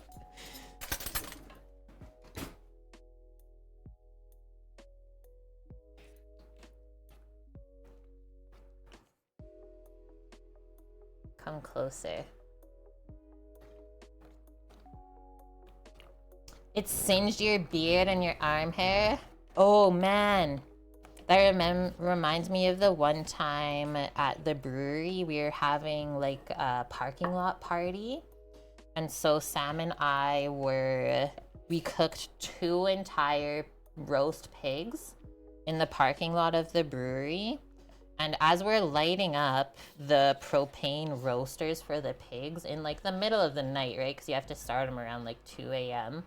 Yeah, Sam almost exploded himself with propane. That was the biggest explosion I've ever seen. I got so mad.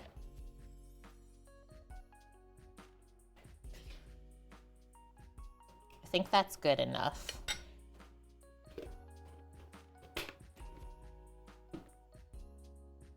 Don't mess with fire, let's just say that.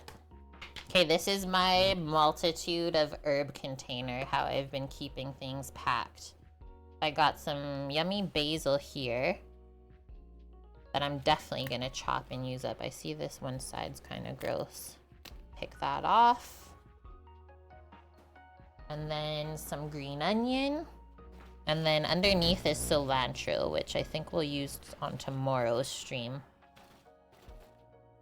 The green onion doesn't look amazing, so I'm gonna use 2 up. Idle Spear, how's your Friday? What's the worst cooking I ever had? Like the worst meal? That's a hard one. Cause like you don't often remember the bad things. You always just remember the really good things. That's gonna take me a sec to think about.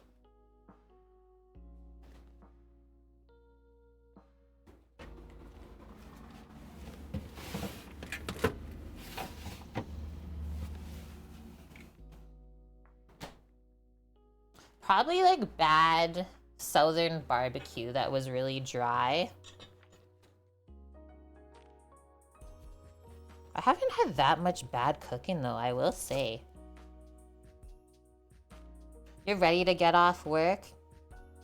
Are you almost there? Nice, you're only 1 hour ahead of me. Pick off the brown pieces from the green onion.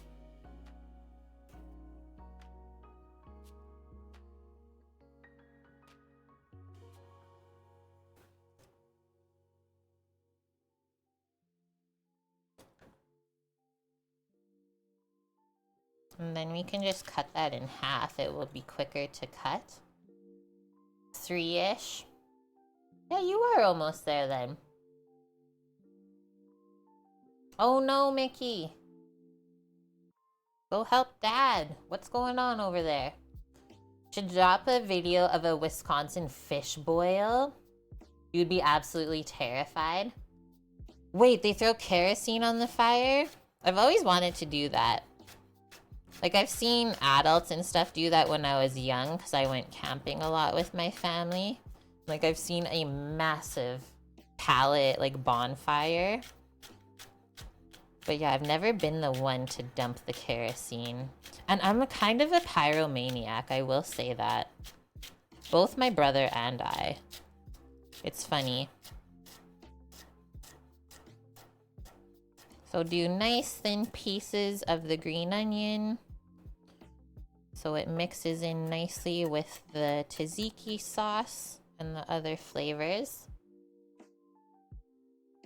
Mickey, okay, get off the stream and go take care of your dad then. We'll still be here, I'm sure. And if not, you know we still love you anyways.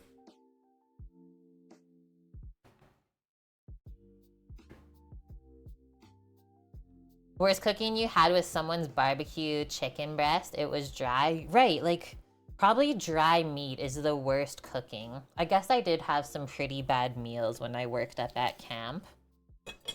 And, like, I was working nights as a baker. Yeah, there were some times where I had chicken that, like, you couldn't even eat it without, like, choking it. You had to have a glass of water or something. I was like, wow, you really killed that chicken. That would be crazy. You're a 30-year naval cook. I've always thought about like cooking on a cruise ship or something like that. I might still in my lifetime, you never know. But yeah, I've always wondered about that challenge. The other one that I looked at was possibly working on the Rocky Mountaineer, where you cook on the train. I think that would be so cool. Let's cut this a bit smaller.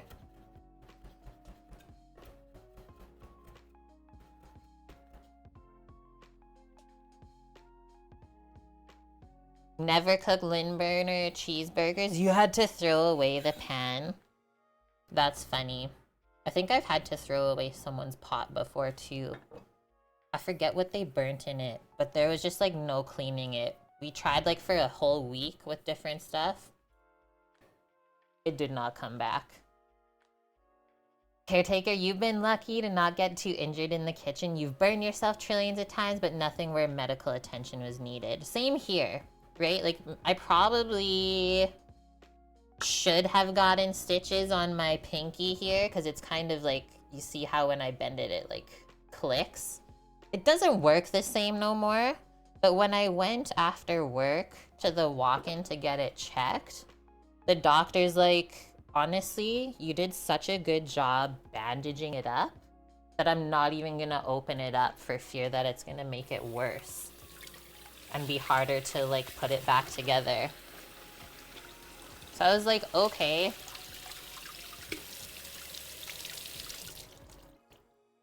Thank you, Idle Spear.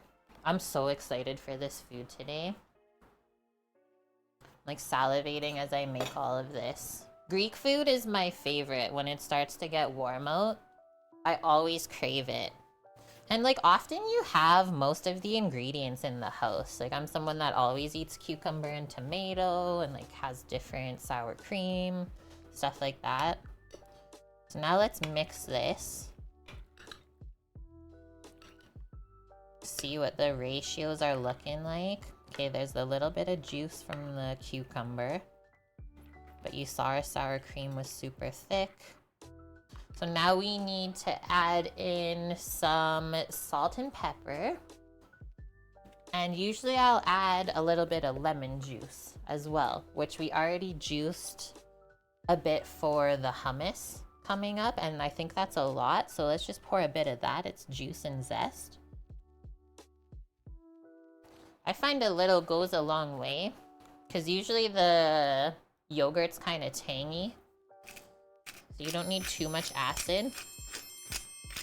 Yeah, Mediterranean food, like anything like that, right? Morzins, or Morzines, however you say that. Thanks for that follow. Time for a laugh. When you were a kid, you tried to cut a bagel with your finger through the hole. Oh, that's so scary. You still have this scar? Hey, at least you still have your finger. Whoa. Worst meal you had was a burger that was dry as hell, hard as a hockey puck. Why did... Okay, so The same way that Americans measure things in football fields, Canadians will compare dry, hard things to hockey pucks. It's just how it is.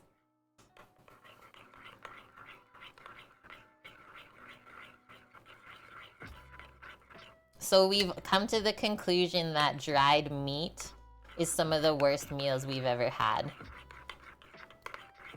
Now we know. That's looking yummy. Let's grab another spoon and we'll taste it. King Norcalius, thank you for the follow. Welcome in all the new folks.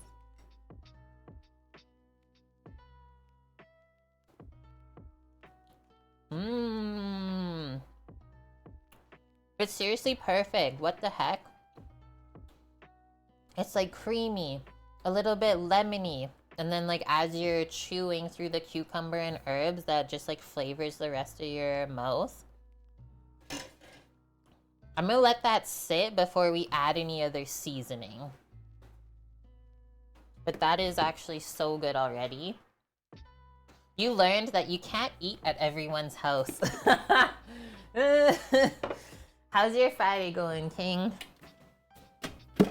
Yeah, you will learn that.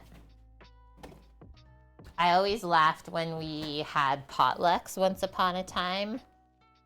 And obviously when you go to a potluck, you have to bring something, right? Well, everyone would be scared to bring stuff when Sam and I hosted potlucks because he's a chef as well. And it's like, guys, we seriously don't care what you make or bring. Like, sometimes chefs like to be cooked for too. And then once we said that, they're like, oh.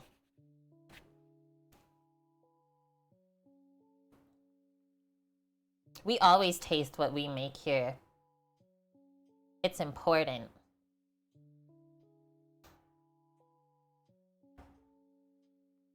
It was like jerky, but not nice jerky. Oh my goodness. Okay, I think we're good to strain our chickpeas now. They've been sitting just in the warm water. So they stayed nice and soft while we were prepping the rest of the stuff. So let's do that. And then we'll start making our hummus. Surfing the streamverse. Sounds good.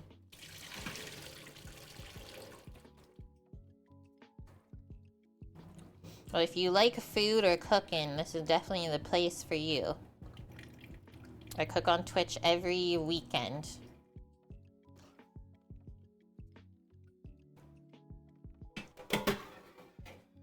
There. No more water. And we're gonna make 2 different kinds of hummus. One just garlic, and the other one red pepper.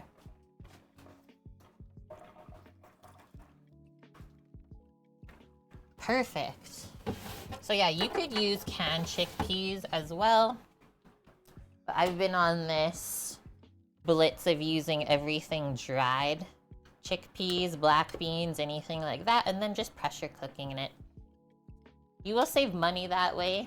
It takes a little bit more time, but I got time, so I'm not worried.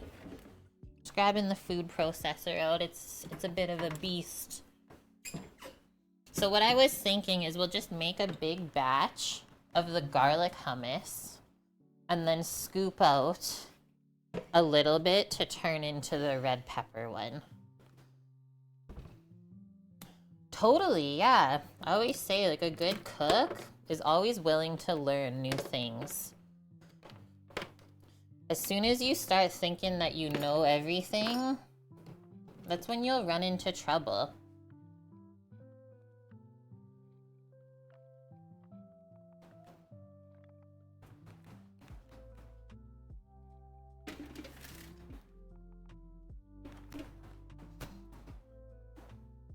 I mean, still after over 6 years of streaming on Twitch, we're still cooking and learning new things.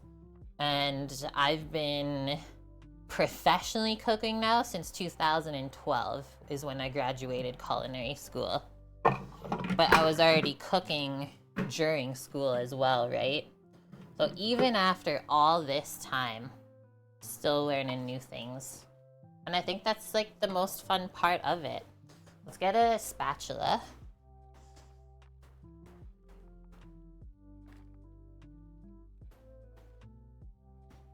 I hope I can fit all the chickpeas in here.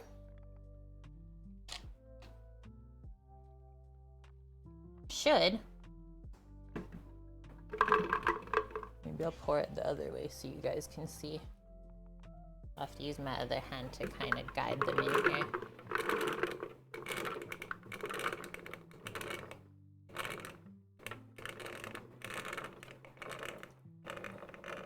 There's a little bit of the water from the pot too, which I think is a good thing. Nice, that looks like a great amount of chickpeas actually.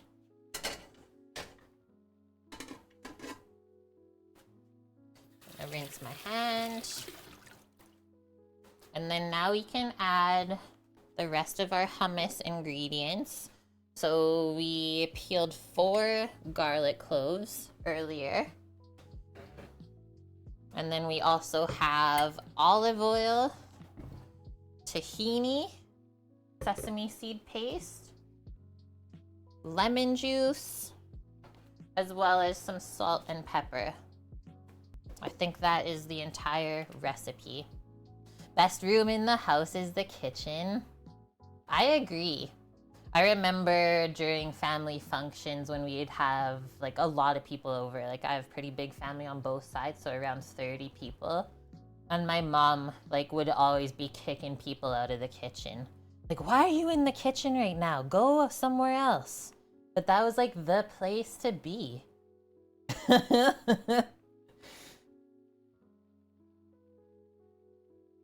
What are my favorite grocery store hacks? If I have any, like your favorite way to save money. That's so funny that you're asking me this because I am making an Instagram reel and a YouTube short after stream today, seriously talking about that.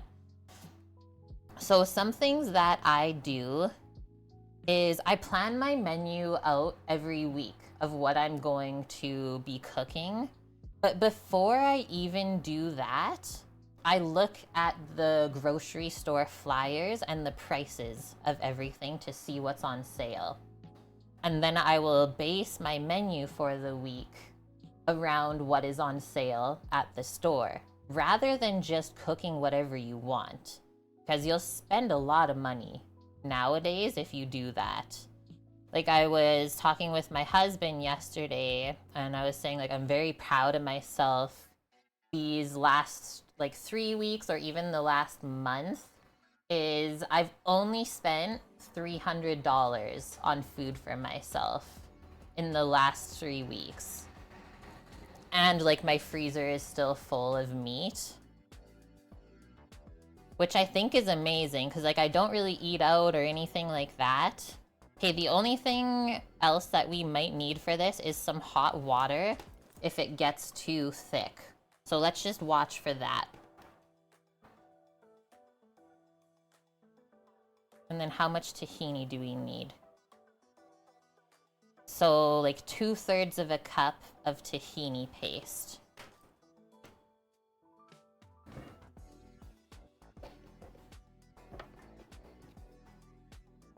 What are some other hacks?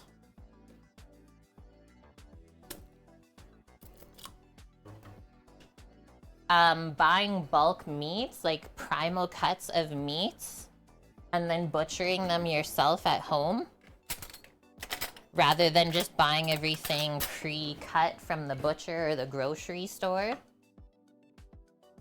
I've saved a lot of money that way. Like last week I got an entire pork loin on sale for $30.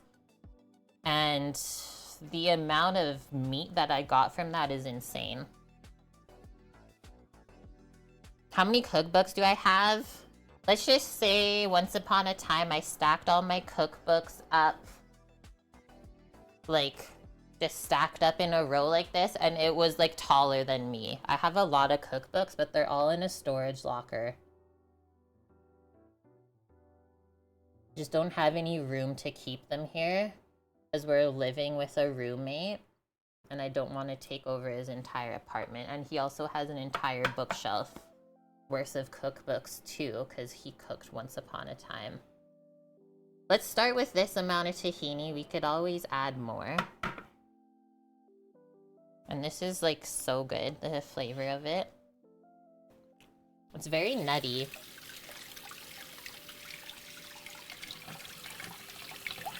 And yes, you can use roasted garlic. If you don't like a really pungent garlic flavor in your hummus, by all means, you can use roasted garlic. Yes, impatient platypus. See? That's what I do too. I just vacuum seal everything. Probably need even more salt, but let's start with that. Yeah, we're thinking of you, Mickey. You're saving up for a barbecue course? I mean, I'm always here, true caretaker. If you ever want to do like Zoom courses with me on the side, we can talk about that. As you know, we are barbecue fiends as well. There's a reason that we're sponsored by Big Green Egg. And I just love to teach people how to cook. Do I add all of the lemon juice? I feel like that was a lot. So let's just start with that and we'll leave about a tablespoon. I'm a pit master, what? I've never been called that before, Greek. But I guess I've done my fair share of cooking over fire. That, yeah, I am. Sam is definitely like more confident than me, but he's definitely taught me really well of how to cook with fire. It is the term pit master, yeah. Did I make the tahini? No, I bought it from the store, Shecht. I think that container was around $5–6. Okay, let's turn this on. It might be a little bit loud starting.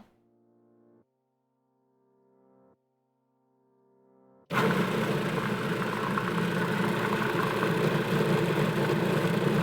can see it's a bit warm still, so it's steaming it up.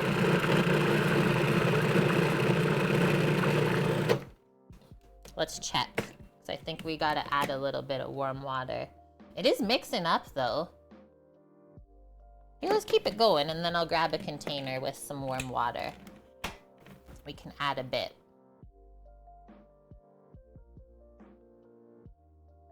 You want to buy a smoker, but you want an upright one because you make venison sausages, so you want to, yeah, hang them in the smoker.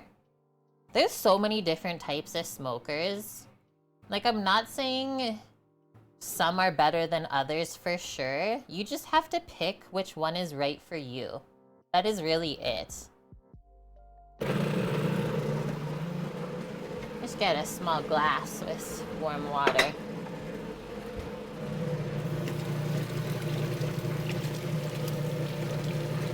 It's like shaking the ground. My neighbor's probably like, what the heck are they doing over there?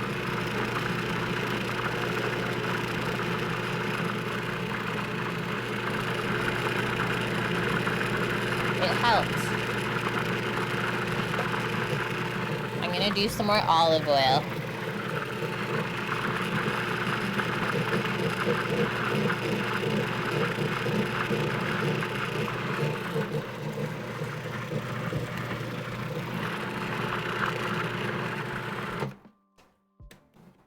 And then I think we're gonna add a bit more tahini as well. Because look, it's getting there, but I think it needs a bit of help. Could you use a blender? I said at the beginning that you could probably use a blender. I've never made hummus in a blender. So maybe the one note is make sure that it has a tamper, which is something that goes through the lid where you can like press it down. Because I feel like the blender would get very compacted in the bottom. But yeah, you never know if you don't try, right? You used a blender last time you made roasted red pepper hummus.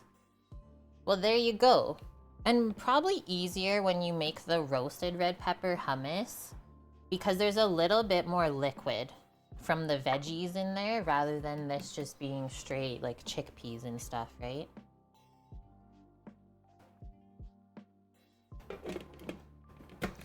Greek remembers our very early mornings barbecuing. Yeah, if we had to start a brisket or something. The longest barbecue stream we ever did live on Twitch was 21 hours.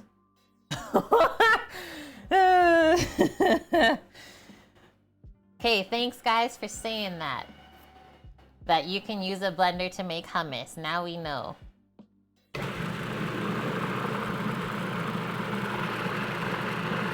Look at that now, how it's mixing. It's beautiful.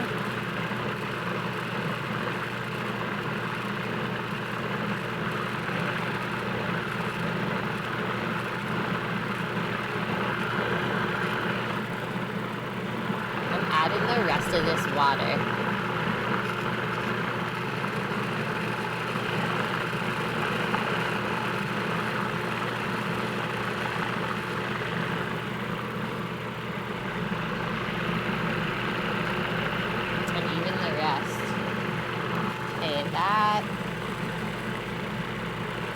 Add the rest of the lemon juice too.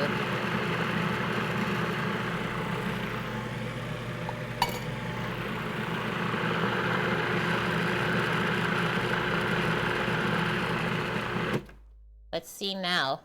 Greek says you want it kind of chunky. Yeah, you definitely don't want it soupy, right? Where if you dip something into it, it's just gonna run off of it. I want to do a half brisket on the barbecue. I have to go to the store tomorrow, actually, because they didn't have any of the crab for our crab salad on Sunday. The lady said that the grocery truck didn't come in. I was like, okay. But then also, there's briskets on sale right now here for $3.99 a pound. So Sam said if they look good, get it. This is pretty thick Greek. That's some thick stuff. You see the texture of it? Probably nice to have it thicker if we're gonna add the red pepper into it. Let's give this a taste on its own though.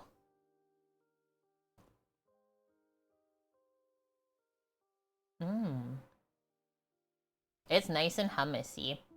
I think we definitely need more salt and pepper. And I'm gonna do some more olive oil.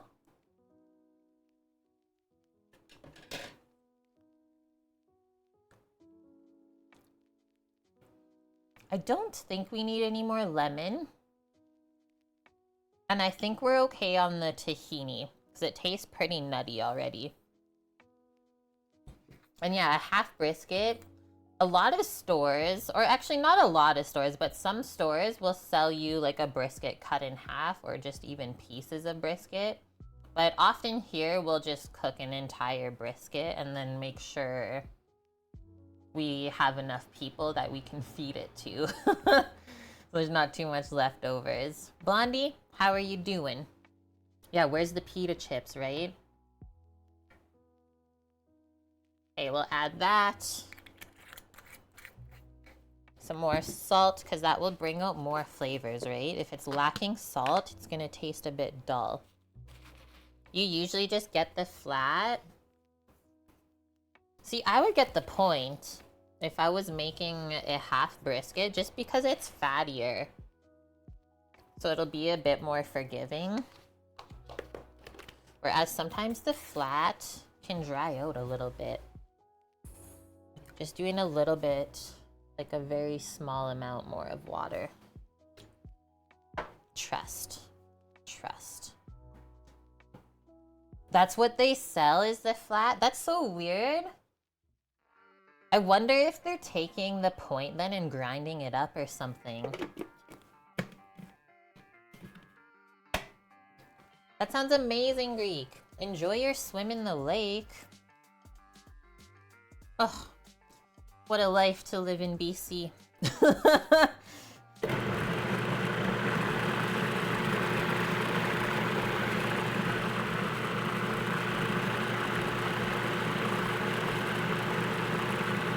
You saw it at Safeway. I haven't been to Safeway in a long time. Okay, that consistency is looking amazing. Blondie. I can't believe, though, that was 2022 when you visited. Where did the last 2 years go, dude? Well, I know the 1 year I spent in the Arctic. But where did the other year go? You should try it.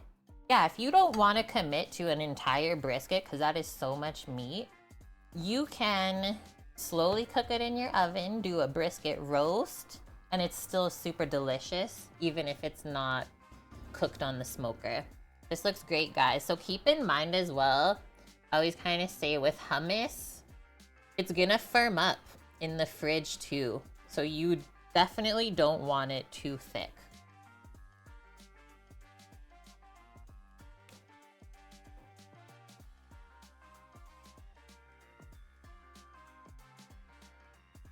Sweet Greek. Platypus, Greek lives near you. He's mainland. Okay, that is like perfect. It's creamy. It still has that like little bit of chew from the chickpeas. So what we're gonna do is scoop out like 2/3 of this, let's say, and keep it just plain garlic hummus. And then we're gonna take our red pepper spread, put it in here, and then blend up the red pepper version of it. So grab a container.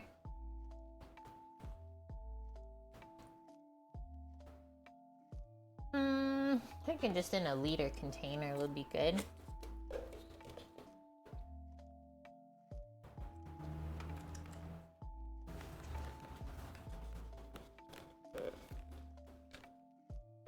Yep, veggies. I got for myself in the fridge still cauliflower and carrot and cucumber. Yeah, look at that when we scoop it.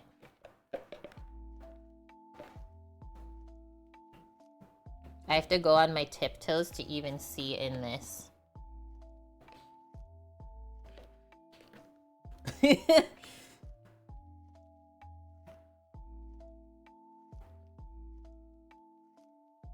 Amp, good to see you. And yet it is, your parents typically do that, buy a whole brisket and then divide it into 2 or 3 parts. And then you get multiple meals, yes. Get this packed down. A brisket feeds so many people. Usually there's so much leftovers from brisket that you kind of get sick of it. Depending on the size of the brisket, right? Because we've cooked like 12-pound briskets, but we've also cooked like 20-pound briskets.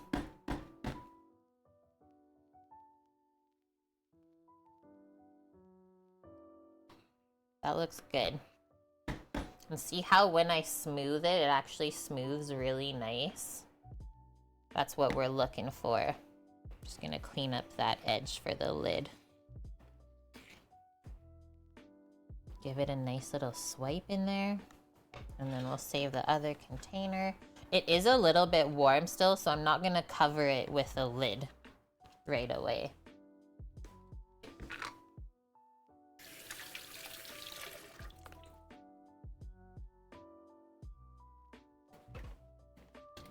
Grab out our red pepper puree. It's actually good that this is warm because this is a bit frosty. So all this was I had extra red peppers once upon a time when I was going to work out of town again. So I just roasted them all and then peeled them and blended them into this red pepper puree. So we'll take some chunks of that out.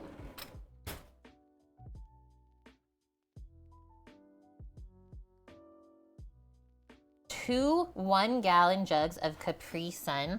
What is this? You were unnerved. How are they not in giant bags? That would be amazing. I want an entire bag of Capri Sun like that. Oh, you're going to go pick morels? Have fun. Remember when we had cattle and we might take an older cow, have it slaughtered, have a butcher cut it up for meat parts between humans and the cats? You'd be fed for like 6 months. I'm just chunking some of this out of here.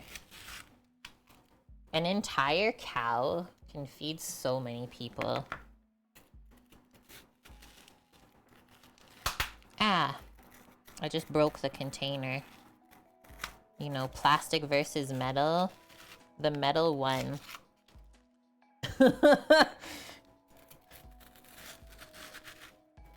This is like red pepper shaved ice. It smells really good though.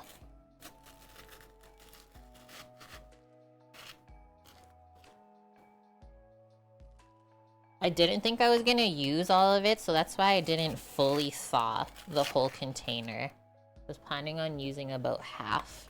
I think I'm gonna stop there.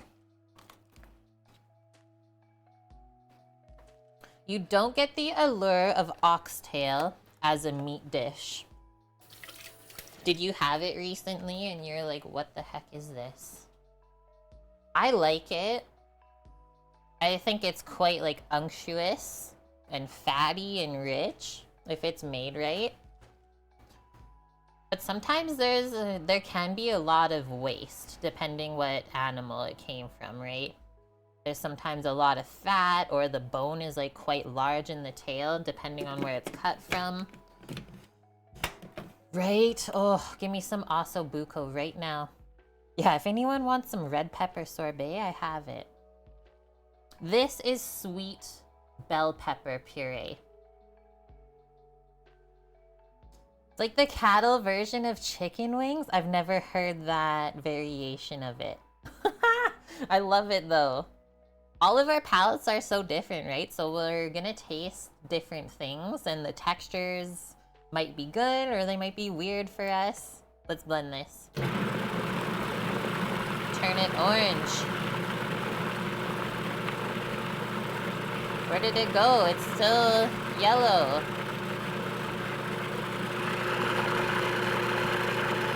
That was like the weakest coloring ever. I might add a little bit more.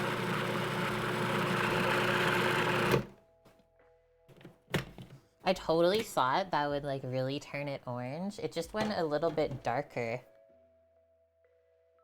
I'm gonna taste it first.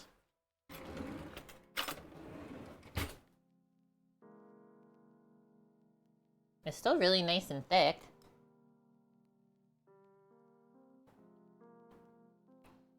We can add more. It just slightly tastes like red pepper.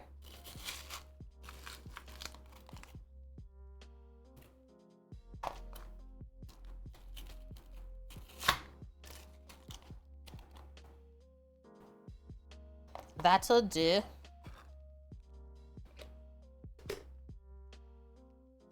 I'm here to keep you calm, Mickey. These are the services that I provide here. ASMR kitchen noises and calm cooking. At least it's not green. Facts. Go, go, go, go.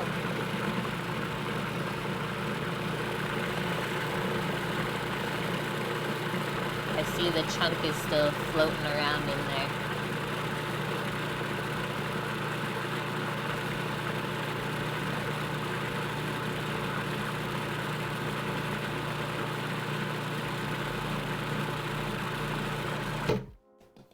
Your sister thinks I know everything.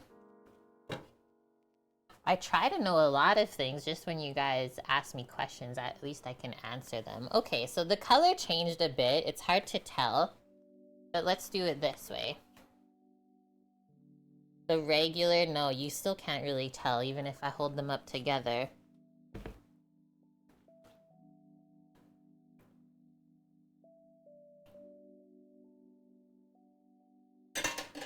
I think that's good. I don't want to make it like too much thinner of a product. So I'm just gonna quickly transfer this leftover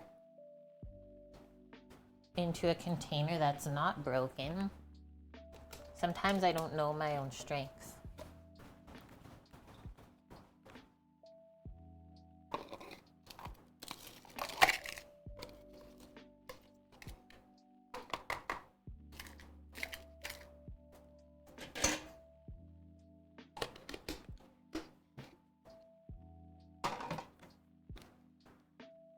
And that just goes back in there to live. All right. With us adding the red pepper, I think I'm gonna add just a little bit of salt to this now.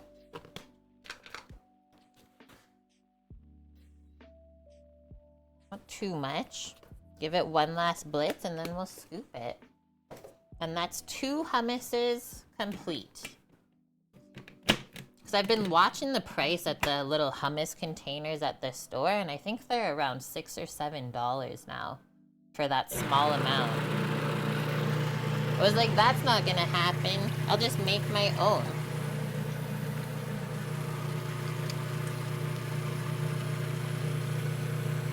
I think we got a thunderstorm building up tonight. It's usually what happens when it's hot out. Sky's just white, full of clouds. Where's Amp? Amp, do we got a storm building tonight? There wasn't supposed to be one.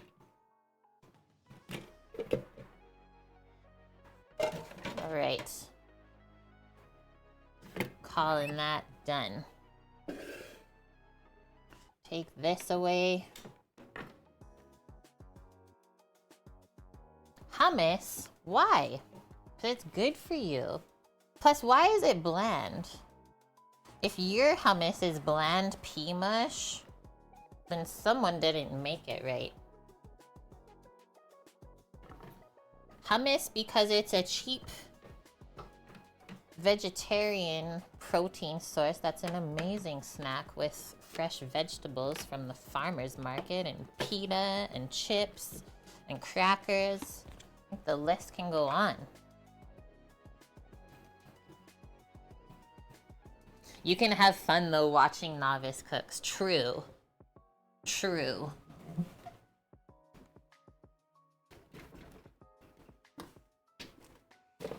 Good work, food processor. Thanks for your services today. Okay, now that it's farther away from the camera, I would say, look at these marks from the food processor. What's that all about? Just because it was shaking? It looks more orange now, though. Scrape that out.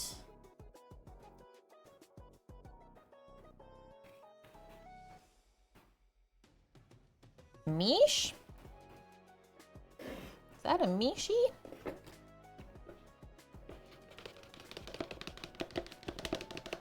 We're omnivores?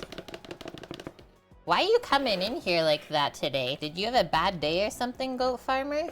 Usually you're way more polite than this. Because I know you've seen me cook meat on stream before.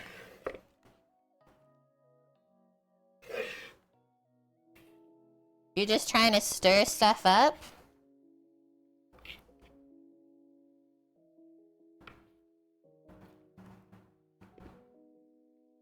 I think we ended up with more red pepper hummus than the regular hummus. I mean, that's not a bad thing. Hi, Mish. You're here for the feta. Thank you.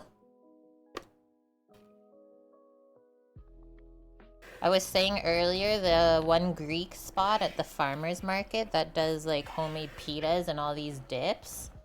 Mish, they make this spread that's just like red peppers blended with feta. And it is insane.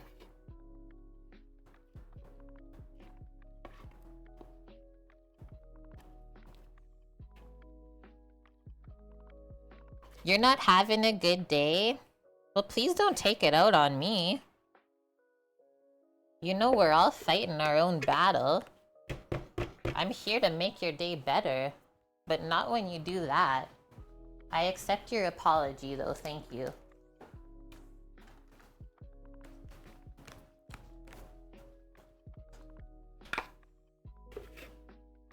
We just needed a little bit more.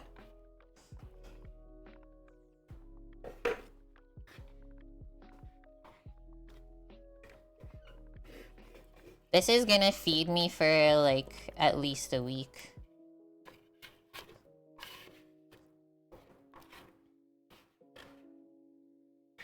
I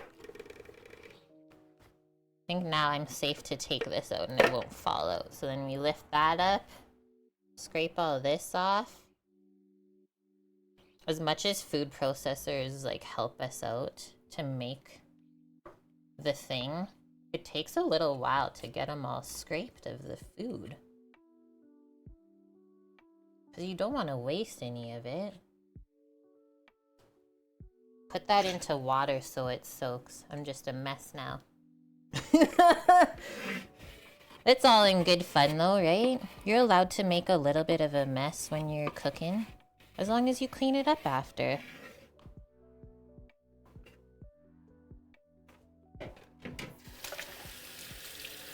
Yum! This is gonna look so good on the plate with the meatballs and our tzatziki.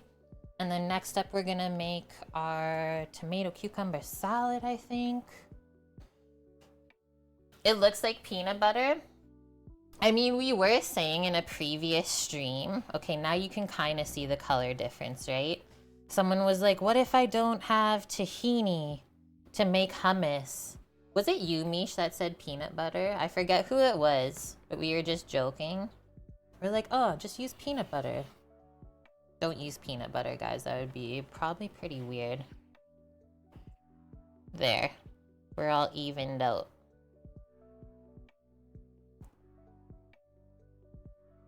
You made hummus today as well? I can't waste this. It's actually really good. Oh, it was Bob. I knew it was one of you two.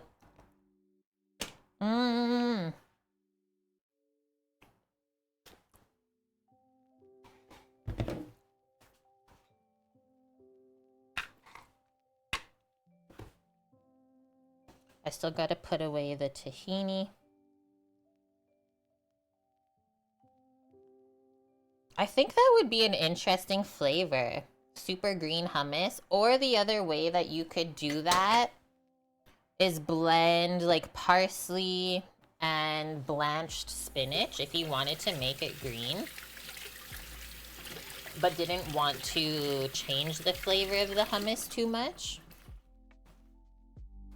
So the tahini always goes back in the fridge once it's opened. It'll just stay better longer, right? Any nuts or seeds, anything like that, stays better when it's cold. You know your goats like peas and pea plants? You should make some hummus for them then.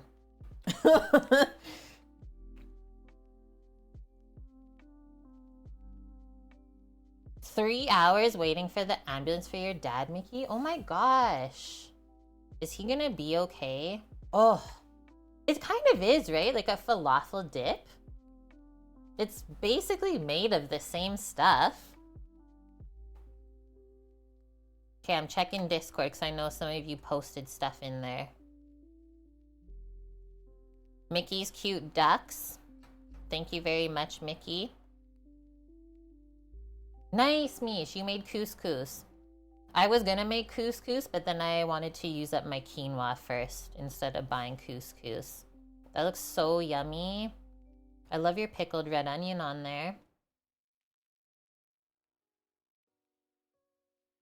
Are the meatballs done? They are back here, and we are turning on the oven, actually, to cook them. Hummus. Check, check, check. That's how you make hummus, guys. And so if you don't have a food processor, people from our community said that they have made it in a blender before and it works. Yeah, we're gonna turn on the oven to get the meatballs cooking, and then I'll get the quinoa going. So let's do, for the meatballs, I was gonna do pretty high heat so they get nice and brown on the outside. 425 Fahrenheit. I want a couple degrees higher because my oven sucks. Get rid of this big pressure cooker.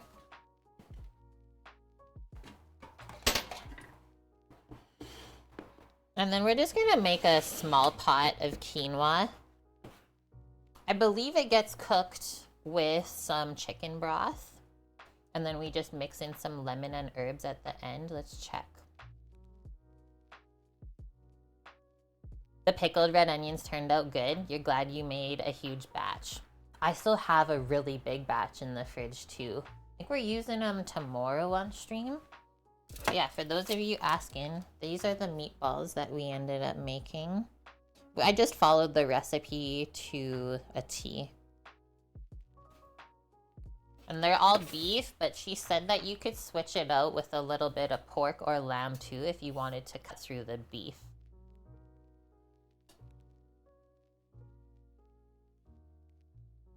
Okay, herbed lemon quinoa, which quinoa also has protein in it. So this is quite a high protein meal.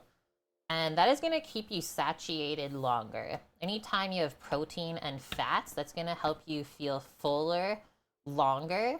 Anytime you have stuff like vegetables, like a lot of fiber, you can eat a lot of them and they'll make you feel full right away. But then after a couple hours, you'll be hungry again. So there's a reason that we eat all of those things together to keep us satiated for like maybe 3 hours instead of just 2. Yeah, the only thing that didn't really work out the best, like Lily said, was the grated red onion for the meatballs. Probably easier to just chop the onion up unless you're making a really big batch. Due to diabetes, quinoa has fully replaced rice in your diet. And a lot of people are weird about quinoa. I would say it is quite bland and not the best if you just cook it with water. So if you cook it with some flavoring, stock, broth, it is so much better. And then we flavor it afterwards. Okay, she says herb lemon quinoa made with fresh lemon juice, lemon zest, and some fresh herbs. Vegan and gluten-free side dish that you can make for every day. And I would say quinoa is good cold and it's also good hot. So up to you how you want to serve it. You think quinoa is a pain to make? I cook it exactly like how I cook rice. So I do a 2-to-1 ratio to the grains. And somehow it always turns out perfect.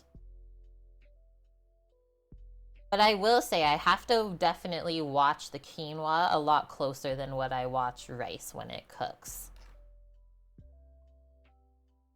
Because you don't want the quinoa to go too mushy and soggy, and you don't want it to stay crunchy. Quinoa salad. We made a quinoa tabbouleh, Lebanese food, not last week, but the one before. And that was so delicious. Okay, what? She puts a lot of flavorings in here. I did not expect all of this.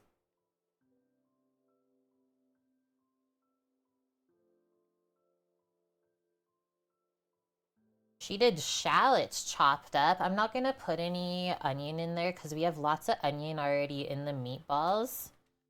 Cumin though, some more garlic, our lemon juice and zest, chopped parsley, which we have. She says fresh or dried thyme. If you put dried thyme, cook it with the quinoa just so it softens and flavors it more.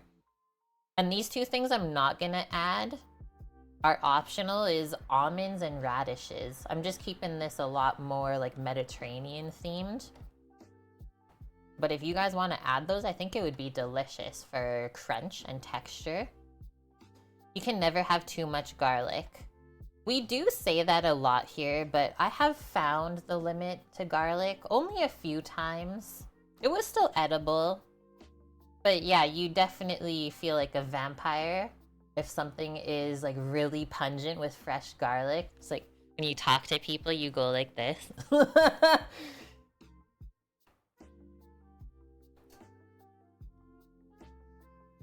Okay, I'm gonna go grab the quinoa and the dried thyme.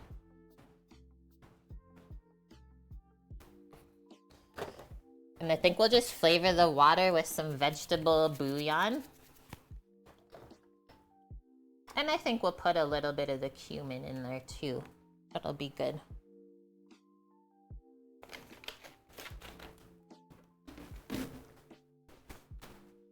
Remember when quinoa first became a thing, like years and years ago, and people would call it quinoa? Because we just didn't know, right?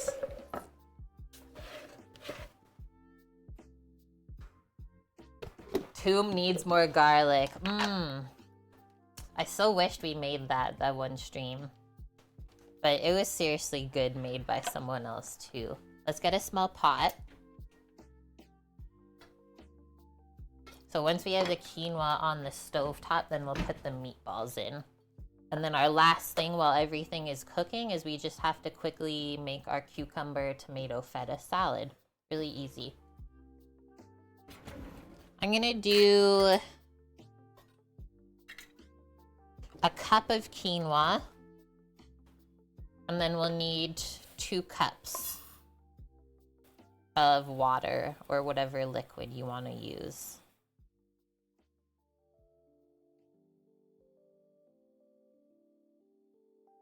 A little bit more, just like that.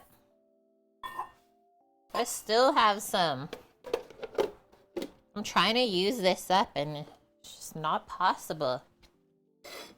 I don't want to cook more than I need because it will go in the garbage. Do you do the 3 minutes under running water for quinoa? No. Kind of the same way, I'm bad. I never rinse my rice either. I always just put it straight in the pot. One thing I do with my rice though is I toast it. And then same with the tabbouleh recipe when we made it. They said you could toast the quinoa dry in the pot before you add liquid. I thought that was interesting. I've never done that before.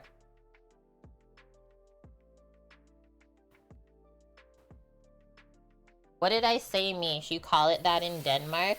Quinoa? Okay, so there's our 2 cups of water to our 1 cup. And then I brought over, this is from Germany. Sam's mom sent us a bunch of it, and I just call it like a vegetable bouillon. Pretty much what it is if I show you. Just like some salt and different like crushed up veggies. It's really yummy though. I put it in the quinoa last time. I think we can do a bit more. But you could do chicken broth or anything else. And then let's do a little pinch of dried thyme. I need more. I need to dehydrate more thyme. But the herbs haven't been on sale lately. And then come over. You gotta switch this to the smaller burner.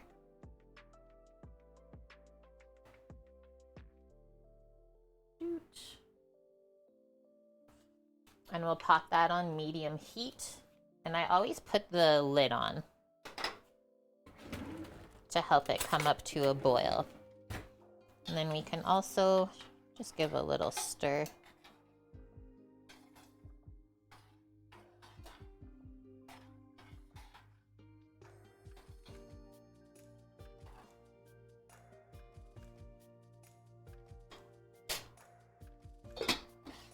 Awesome.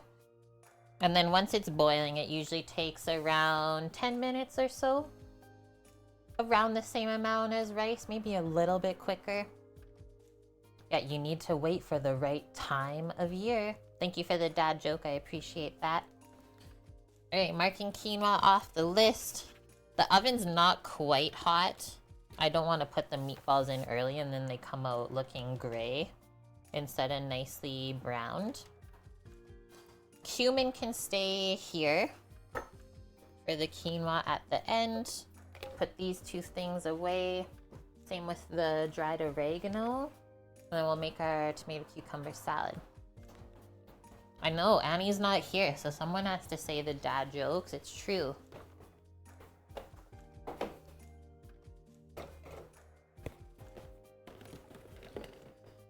I'm gonna bring some red wine vinegar for the tomato cucumber salad.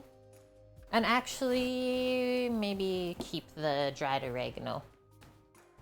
Because that's probably gonna be good. Kind of like a Greek salad, but not.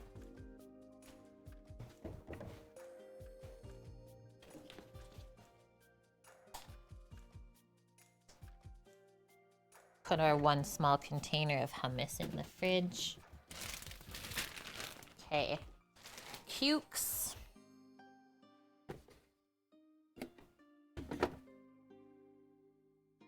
See how much feta we got. And then I just have this one cute tomato left from the farmer's market. I gotta go tomorrow to get more stuff. I'm finally out of everything. And I'm hoping that there's gonna be fresh strawberries this week. I haven't gone in a couple weeks.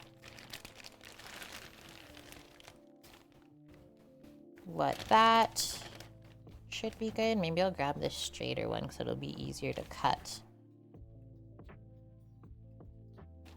And one more. Sure.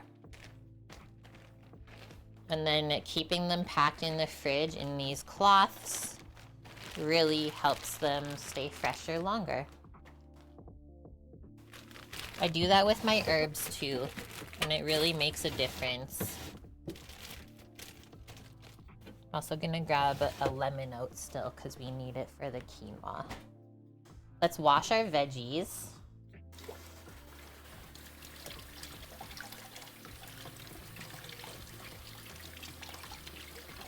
Well, well, well. I'm your favorite Twitch cook. I'll take it. How have you been? How's your Friday? How you know these cucumbers are from the farm? Because none of them are the same shape or size. Do we care? No.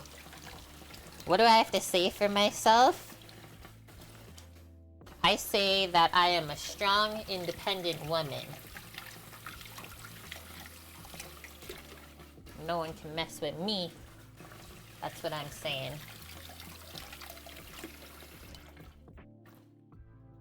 Now we can dry that off a little bit.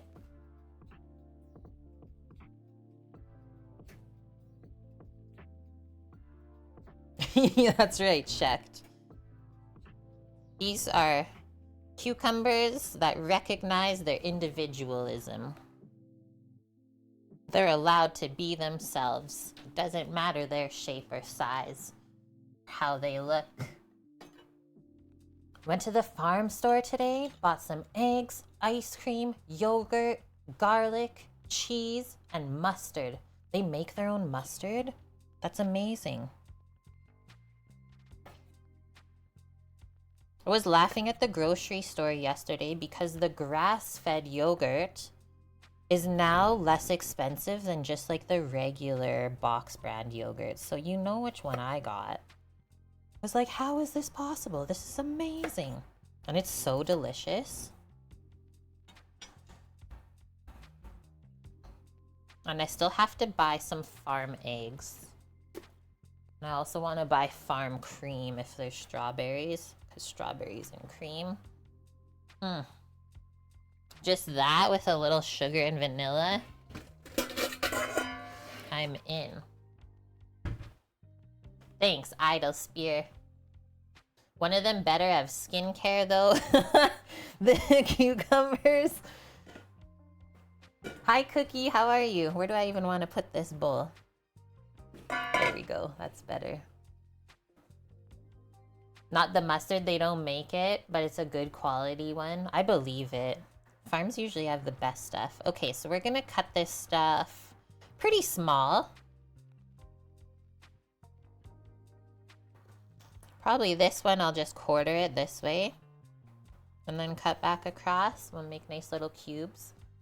You would not believe how thick the cream gets at the top of the raw milk. Oh, I believe it, because remember I was telling you the stories of coming home from the farm with my aunts. She would just give it to us in 1 liter or 1 quart mason jars. Oh, scooping off that layer, mind-blowing. And oh my gosh, is it good tasting. Like no dairy you've ever had from the grocery store. This will go back through again. They don't even make the cheese. Their milk goes to Gouda. And then they make the cheese from it. That's interesting. Sometimes it's easier for them to source it out for someone else to make, but still using their product. Because you know how busy farmers are, right?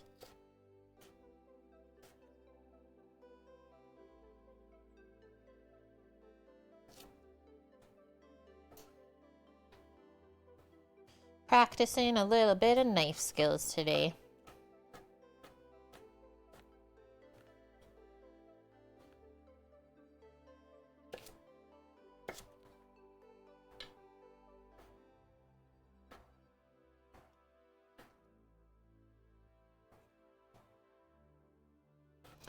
Yeah, guys, the cream from raw milk is so thick that, like, you don't even have to whip it. It's so good.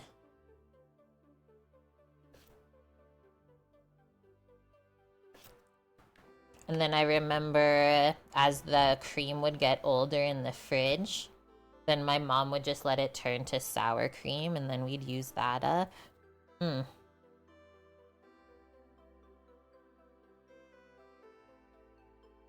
I'm pretty sure that is what clotted... no, because clotted cream you actually slowly bake in the oven cookie. From the one time I looked it up and wanted to make it, I think you bake the clotted cream. Okay, just gonna use my bench scraper to get this into the bowl. There's a milk machine? $1 a liter?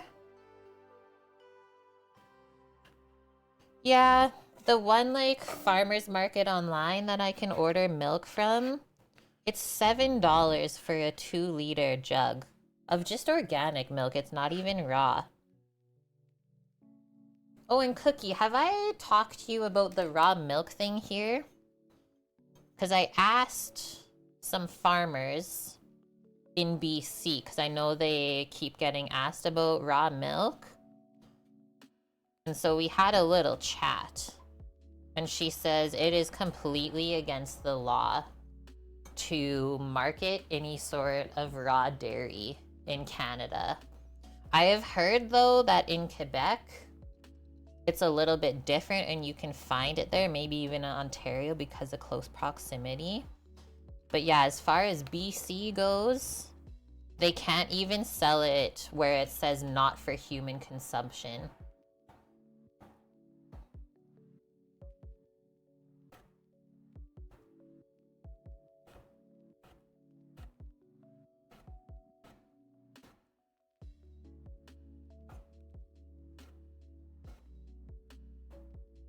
Ooh.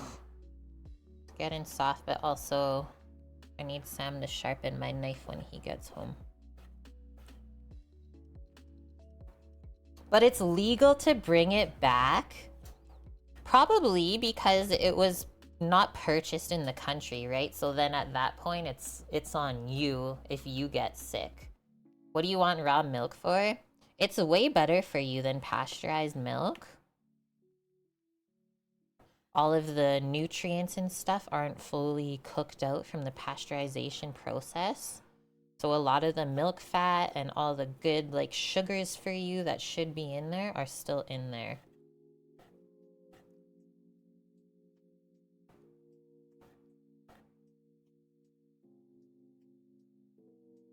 Quinoa is just coming up to a simmer back here. Just gonna turn that down a little bit and pop the lid. So now we'll pop our meatballs in too. And then I'll set, I think, a 10-minute timer and we'll check them. Greek meatballs And then we can kind of follow that timer for the quinoa as well. Perfect. Yeah, they don't want foreign diseases crossing the border either. It's true, right? Because when it's not pasteurized, it's less safe to drink.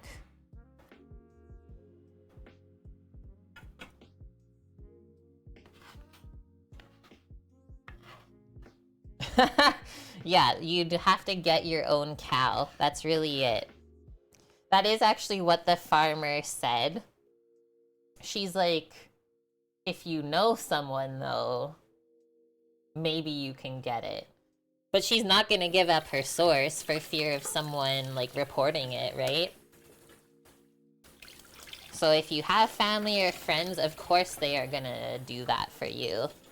But when it comes to the general public, I mean, yeah, people can be weird and like shut down something awesome. Yeah, how much would milking a cow cost? It is not easy. I remember when my auntie was teaching us when we were young to milk the cows, and it is not easy, you guys. That's why a lot of times, like, big dairy farms have a milking machine. Okay, next one. Feta. Yeah, you gotta know a guy that knows a guy, you know? Scooter, how are you doing? Oh, is that not like the most perfect little chunk of feta for this? I think so. Just grab a fork to get that out. You have 3 small stores there that sell raw milk? And Lily, so you don't have raw milk there. What about shelf stable? Is that different from pasteurized? We gotta strain out the rest of that stuff too. Just put the lid back on and pour the brine into the sink and see what's left in the container.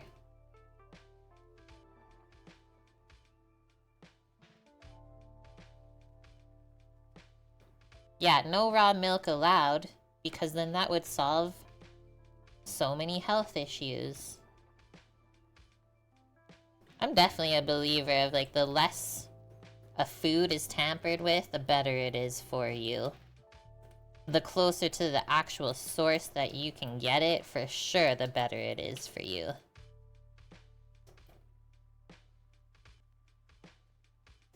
I think I've noticed a difference in my body just going shopping at the farmer's market more frequently now, compared to always just buying stuff from the grocery store. I've been feeling so healthy. Mish, thank you very much. A subby for the feta. Welcome to the kitchen crew, Gao June. Okay, I think we're all strained. Nice. See? You never know what's still inside of there. We would have wasted that. Sad times. This is gonna be like an equal part feta, tomato, cucumber salad. And that's okay. There's still more.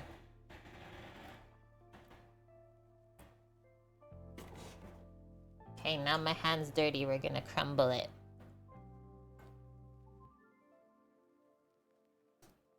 Yeah, you can probably, if you live by a lot of farms, I find that it's easier to get raw milk. In California, it's allowed, but there's strict regulations. Yeah, there's always labeling requirements, right? So a lot of farmers won't really mess with that if it's too risky for them. And if it's gonna shut down their operation, right? They're just not even gonna bat an eye at it. Judo! Happy Friday! How are you? Did you get any of your renos started?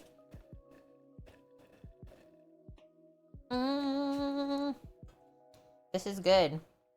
Okay, we are gonna put a little bit of olive oil just to kind of keep it together with the red wine vinegar.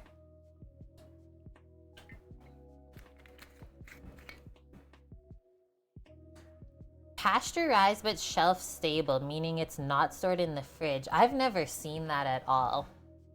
Same with how we don't have our eggs outside of the fridge here. I remember going to Europe by myself, right? Backpacking, and I'm in the store, and well, eggs are a cheap protein source, right? I'm looking through all the fridges and stuff, and then I stumble upon eggs at the end of a grocery shelf. I was like, what? Yeah, eggs are not refrigerated in most of Europe. We don't need a lot of this red wine vinegar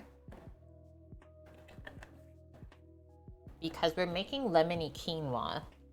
So we don't want it to be too acidic. I would have thought that too, that California is a bit more strict. Do some dried oregano. Just a little bit of salt because the feta is quite salty. This one is good though. I find that sheep or goat feta is more creamy than salty compared to a cow's milk feta.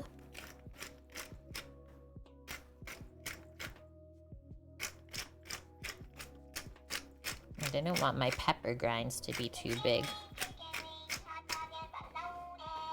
Okay, let's stir that up. Looks like the quinoa is almost done. Yay!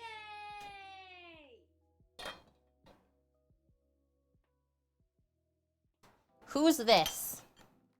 It's a Bob. Thanks, Bob. Just got here in time for the feta. All of the feta. Now Mish can make complaints for the rest of the weekend because there's no feta left in the fridge. Thank you for the 34 months in a row, Bob.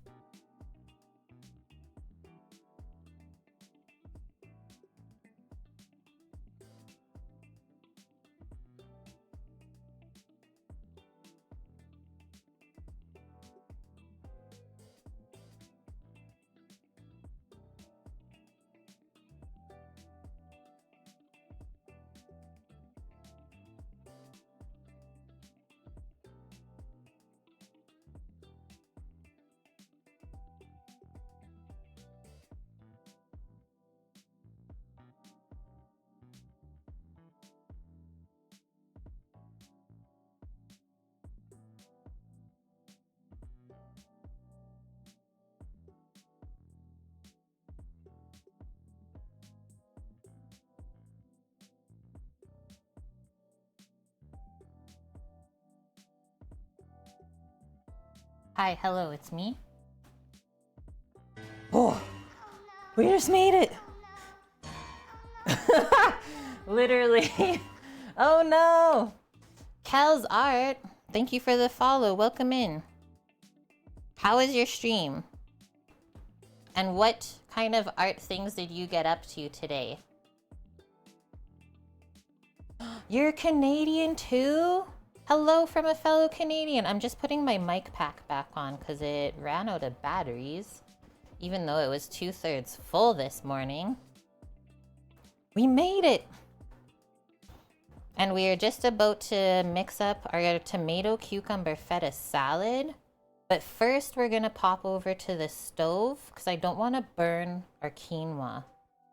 It was her birthday too? Chat, say happy birthday to Kel's Art.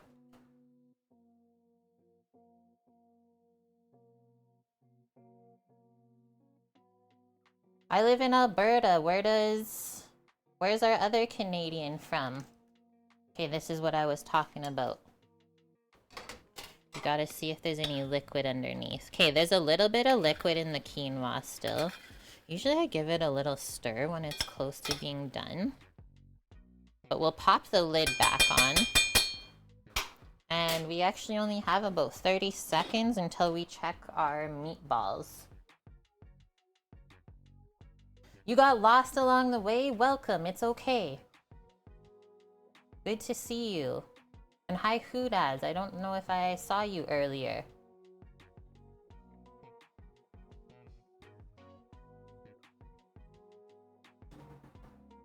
Yeah, the 90s news when they said butter and eggs are not good for you, and now that's like all we eat. I love it. I definitely live on butter and eggs. And thank you very much for the follow, friend. I hope everyone's having a wonderful Friday wherever you are from around the world. We're gonna check on our meatballs. They've been in the oven for 10 minutes. They're looking pretty good. Usually I like to take the temperature of them to see how much longer they need. Okay, so it's about 130 Fahrenheit in the middle. And whenever we make meatballs, I often like to cook them well done, or for sure like medium well, so there's not any red in the middle and not too much pink. But we don't want them to dry out, so why don't we adjust that with another 5 minutes to check them then, because they're quite small and they're gonna finish cooking quickly. And it's always better to do a smaller increment than to go too far and then they're dried out.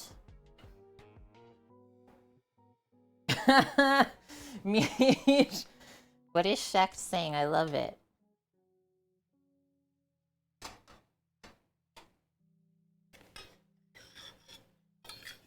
Okay, there's no more liquid on the bottom of the pot for the quinoa, so we'll take that off of the hot burner. And then we'll just let it sit back here, and it should get really nice and fluffy as it sits off of the heat. Now, we will mix this up. And then once the quinoa is fluffed, we have to add some lemon and herbs to it still. And then we're pretty much there. See, I told you it was gonna be equal parts tomato, cucumber, feta. Amazing. And thanks guys for the hype train. 2 subbies, 1001 bits, and we can do this really quick. Choo choo!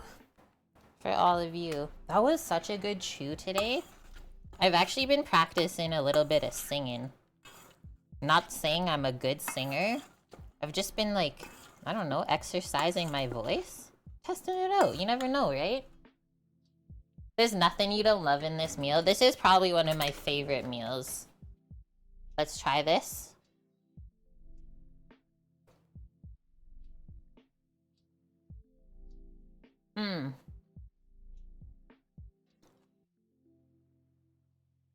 Just tangy enough from the red wine vinegar for it to kind of taste like a salad. The dried oregano is good. It's not overpowering.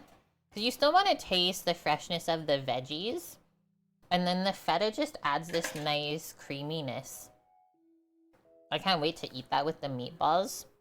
We'll just put that aside for now.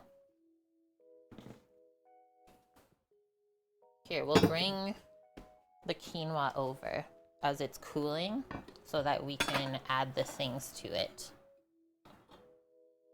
If anyone wants any of the recipes from today, I always post them in my Discord channel, as well as I link them in chat, so I'll quickly post them up for you if you want to make any of this.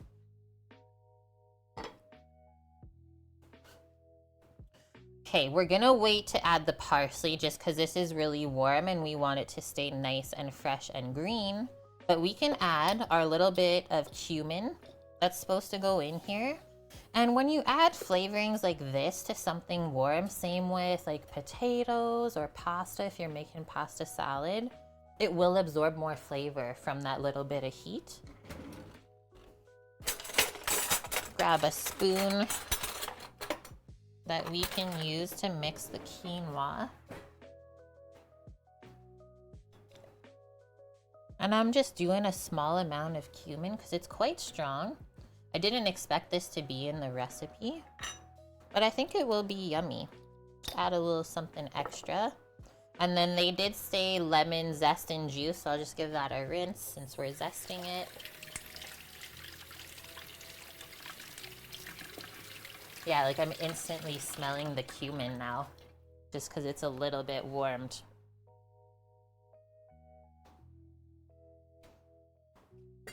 This is the second lemon we're using today.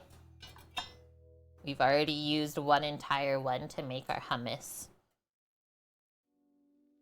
I don't know if I'll zest the whole lemon, because the zest is where you get the strong essential oils, so most of the lemon flavor, compared to the juice is you'll get more acidity than flavor from the lemon. So that's why it's good to do both.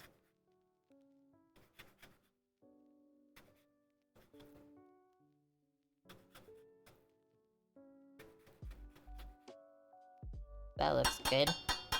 About a tablespoon worth. Or maybe we could go a bit more. It is called lemon and herb quinoa. So you gotta make sure that you taste it.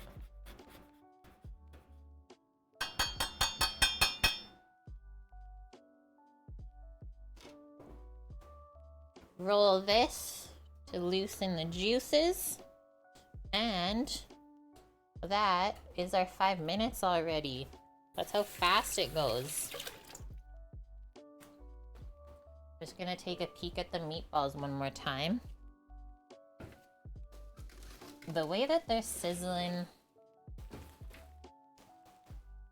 and just a little bit of browning, looking like they're pretty much done. I'll do one more check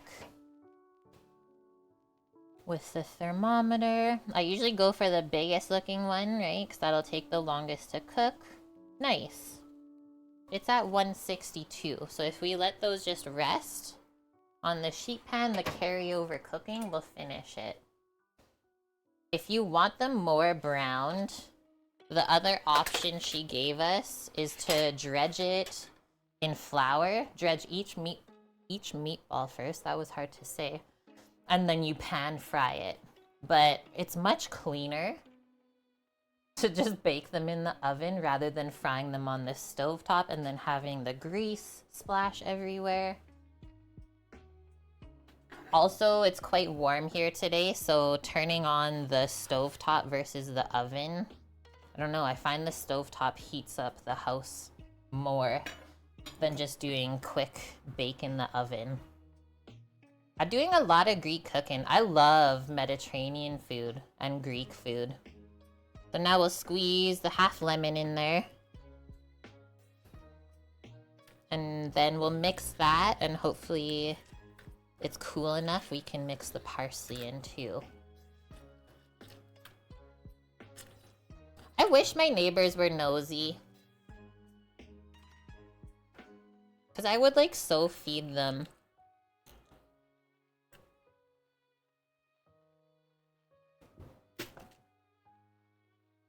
It's warm here. Yeah, it is like 26 degrees Celsius. So what did I register? Around like 78 Fahrenheit when we converted it. To me, that's warm. Because sometimes still, like the last week of May, we have a long weekend and sometimes it still snows on that weekend. So the fact that it's 26 today, it's quite warm.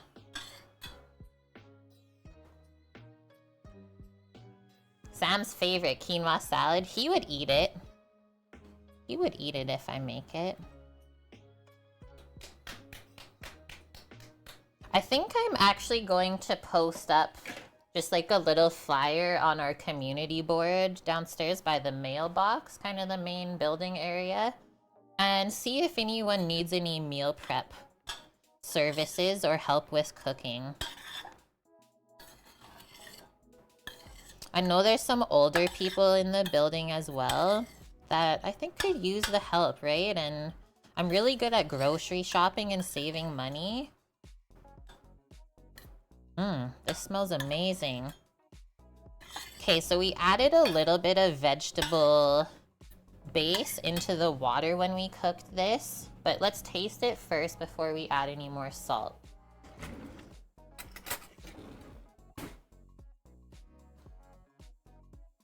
Thanks, yet it is. It doesn't happen often where I make bad things. Why is it so warm here? I honestly have no idea. That's delicious. The lemon is so refreshing. I don't think I've ever made lemon quinoa before. The last thing I made with quinoa was a tabbouleh. And that was good too, but I think this is actually better.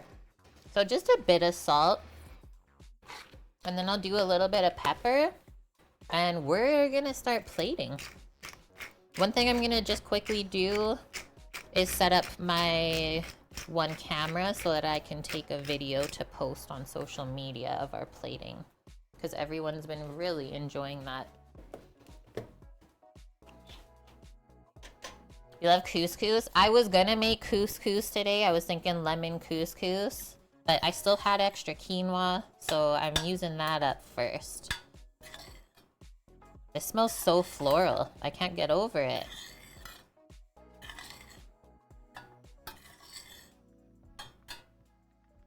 And yeah, everything is dark in here, right? So it's gonna retain all the heat.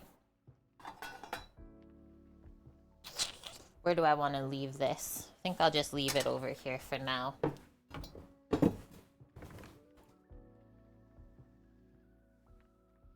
And then as far as the plating goes, I think it would look really good if we used this white and blue plate. It just made the camera so dark. But that's like Greek to me, right? Couscous or bulgur? Yeah, bulgur wheat. Not popular, I would say. And I don't know if I've ever had it.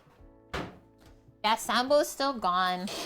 He might be back next Thursday. That would be the 3 weeks. Or he's gonna stay an extra week because there's a holiday during that time. And yeah, you make bank if you work extra during the holiday. So we'll see.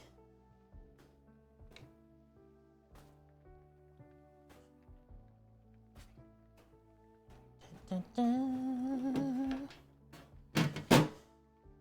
Turn that.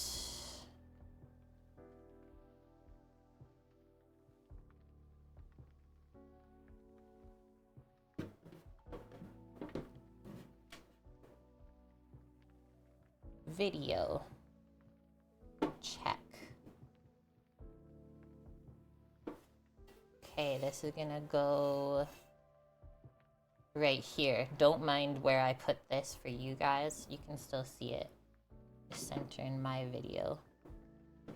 Right, so first thing I'm thinking going on the plate is we should spread our hummus around the sides. We got regular hummus today, and then we also made red pepper hummus. Now that they're side by side, you can see the color difference. So grab a spoon for each of those.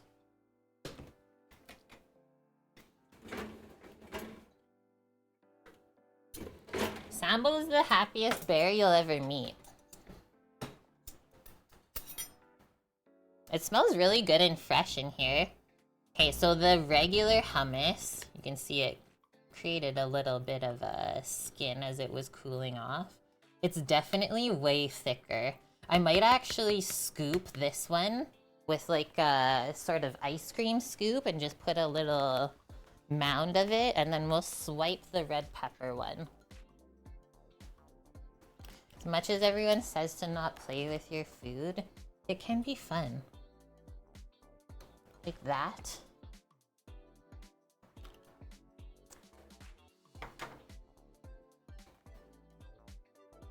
Yeah, this one is way softer.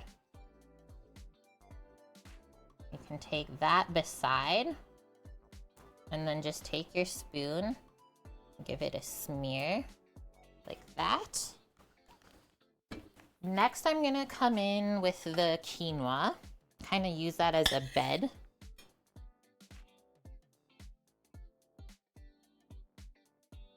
I'm not gonna put it over there because they're both kind of the same color, right?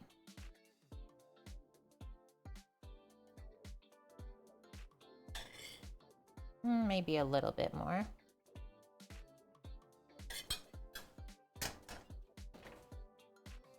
Don't want to forget about our tzatziki either. Next, I'll bring over the meatballs.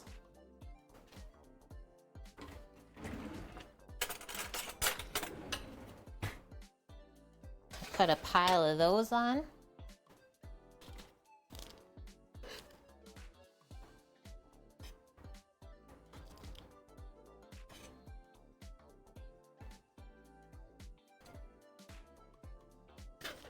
In culinary school, we're taught to plate in odd numbers, so I would put 5. This looks better.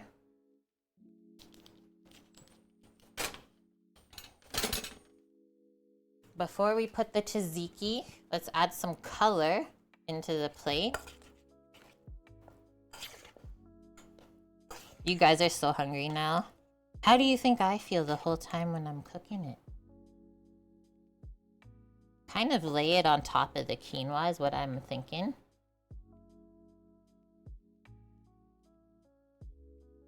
Fill in the spot. And then actually we're gonna just pile this one on top so that we can put our tzatziki right there.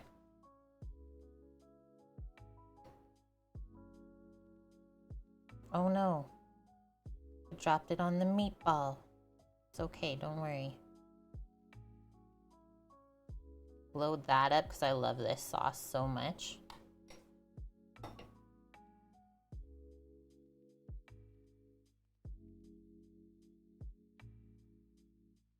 For you guys, that's the close-up.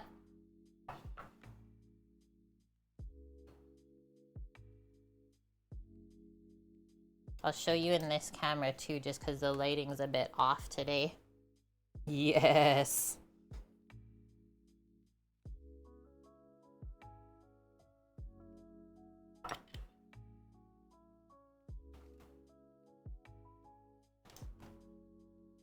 Okay, just gonna put these couple things in the fridge so they stay cool while we try it.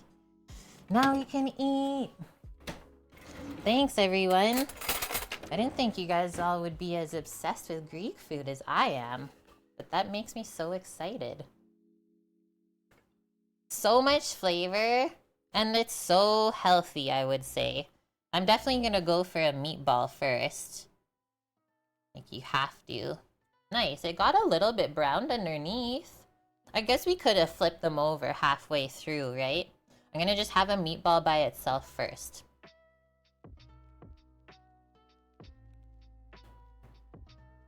It's not dry.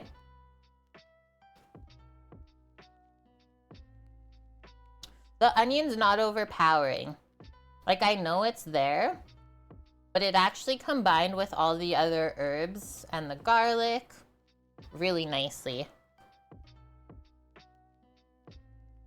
And plus we didn't put any other red onion in the meal. So since we cooked it, it's not as strong a flavor either. The meatball just like falls apart in your mouth. That's why you don't mix up the meat too much, because then it will get hard. Okay, now I want to try one with tzatziki. See how you can just cut it with your fork.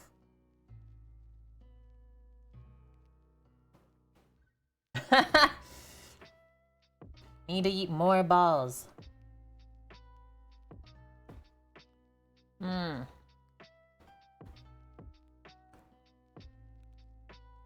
A lot of people actually in the comments for the recipe for the meatballs said, like, take a big pita and you can literally fill it with everything on this plate. It would be amazing. I try not to eat too much wheat anymore. I have a bit of a sensitivity, so I'm very particular of what I eat, but holy, that'd be so, so good. Okay, now I want to try the meatball with a little bit of our hummuses.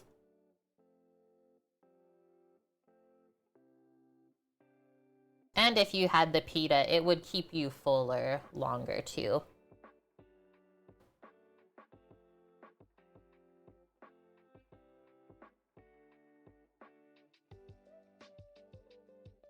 Guys, this is everything I wanted today.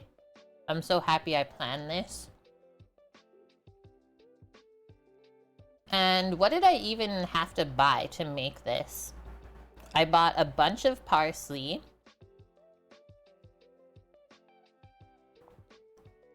And that's seriously it. The only thing I bought that I didn't have in the house to make this was the parsley. Everything else I had.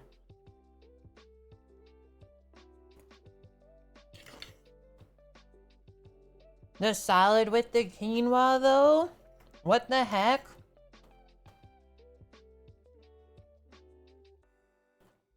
That's almost better than the meatballs. I hate saying that. Thanks, Sayla. I hope I say your name right.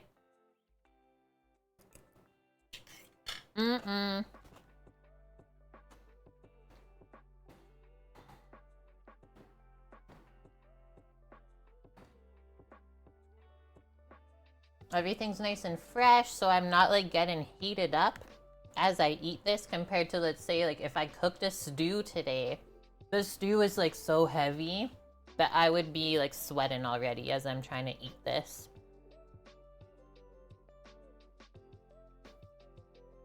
Awesome, guys. The pepper got me. Sometimes the black pepper gets your throat when you're talking. That's a for sure make again. I'll have to make that when Samo's home next time. Okay, we're wrapping things up. We did really good today, about 3 hours or so to make all this. But keep in mind, I usually make like 4 portions, so you could feed 4 people. And a lot of these things we can also say, if you want to make them, you can prep it throughout the week. Like you can make your hummus ahead of time, your tzatziki, even your tomato cucumber salad, make it the day before.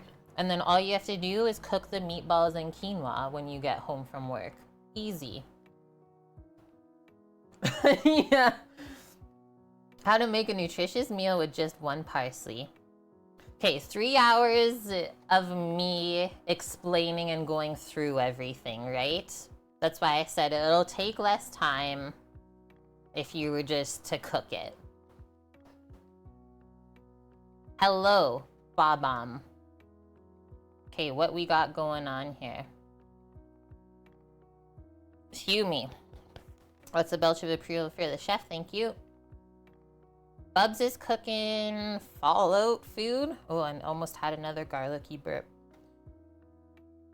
Okay, we got Bubs cooking Fallout food. Anyone in here watched Fallout yet? I'm still waiting to watch it with Sam, but I'm really excited to try. Wait, there's this guy who's doing a first cooking stream.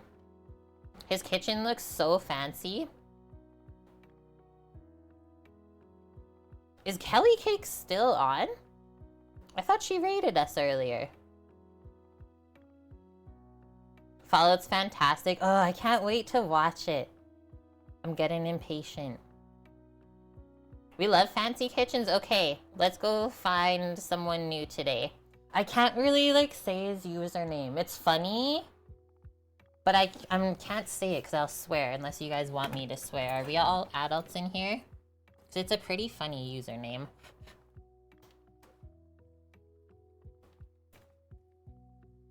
She's been doing a double shift. Oh, that's what they mean by her doing the night shift, probably.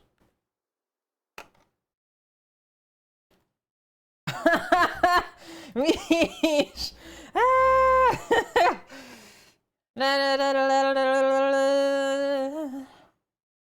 Okay, there's 2 Ys.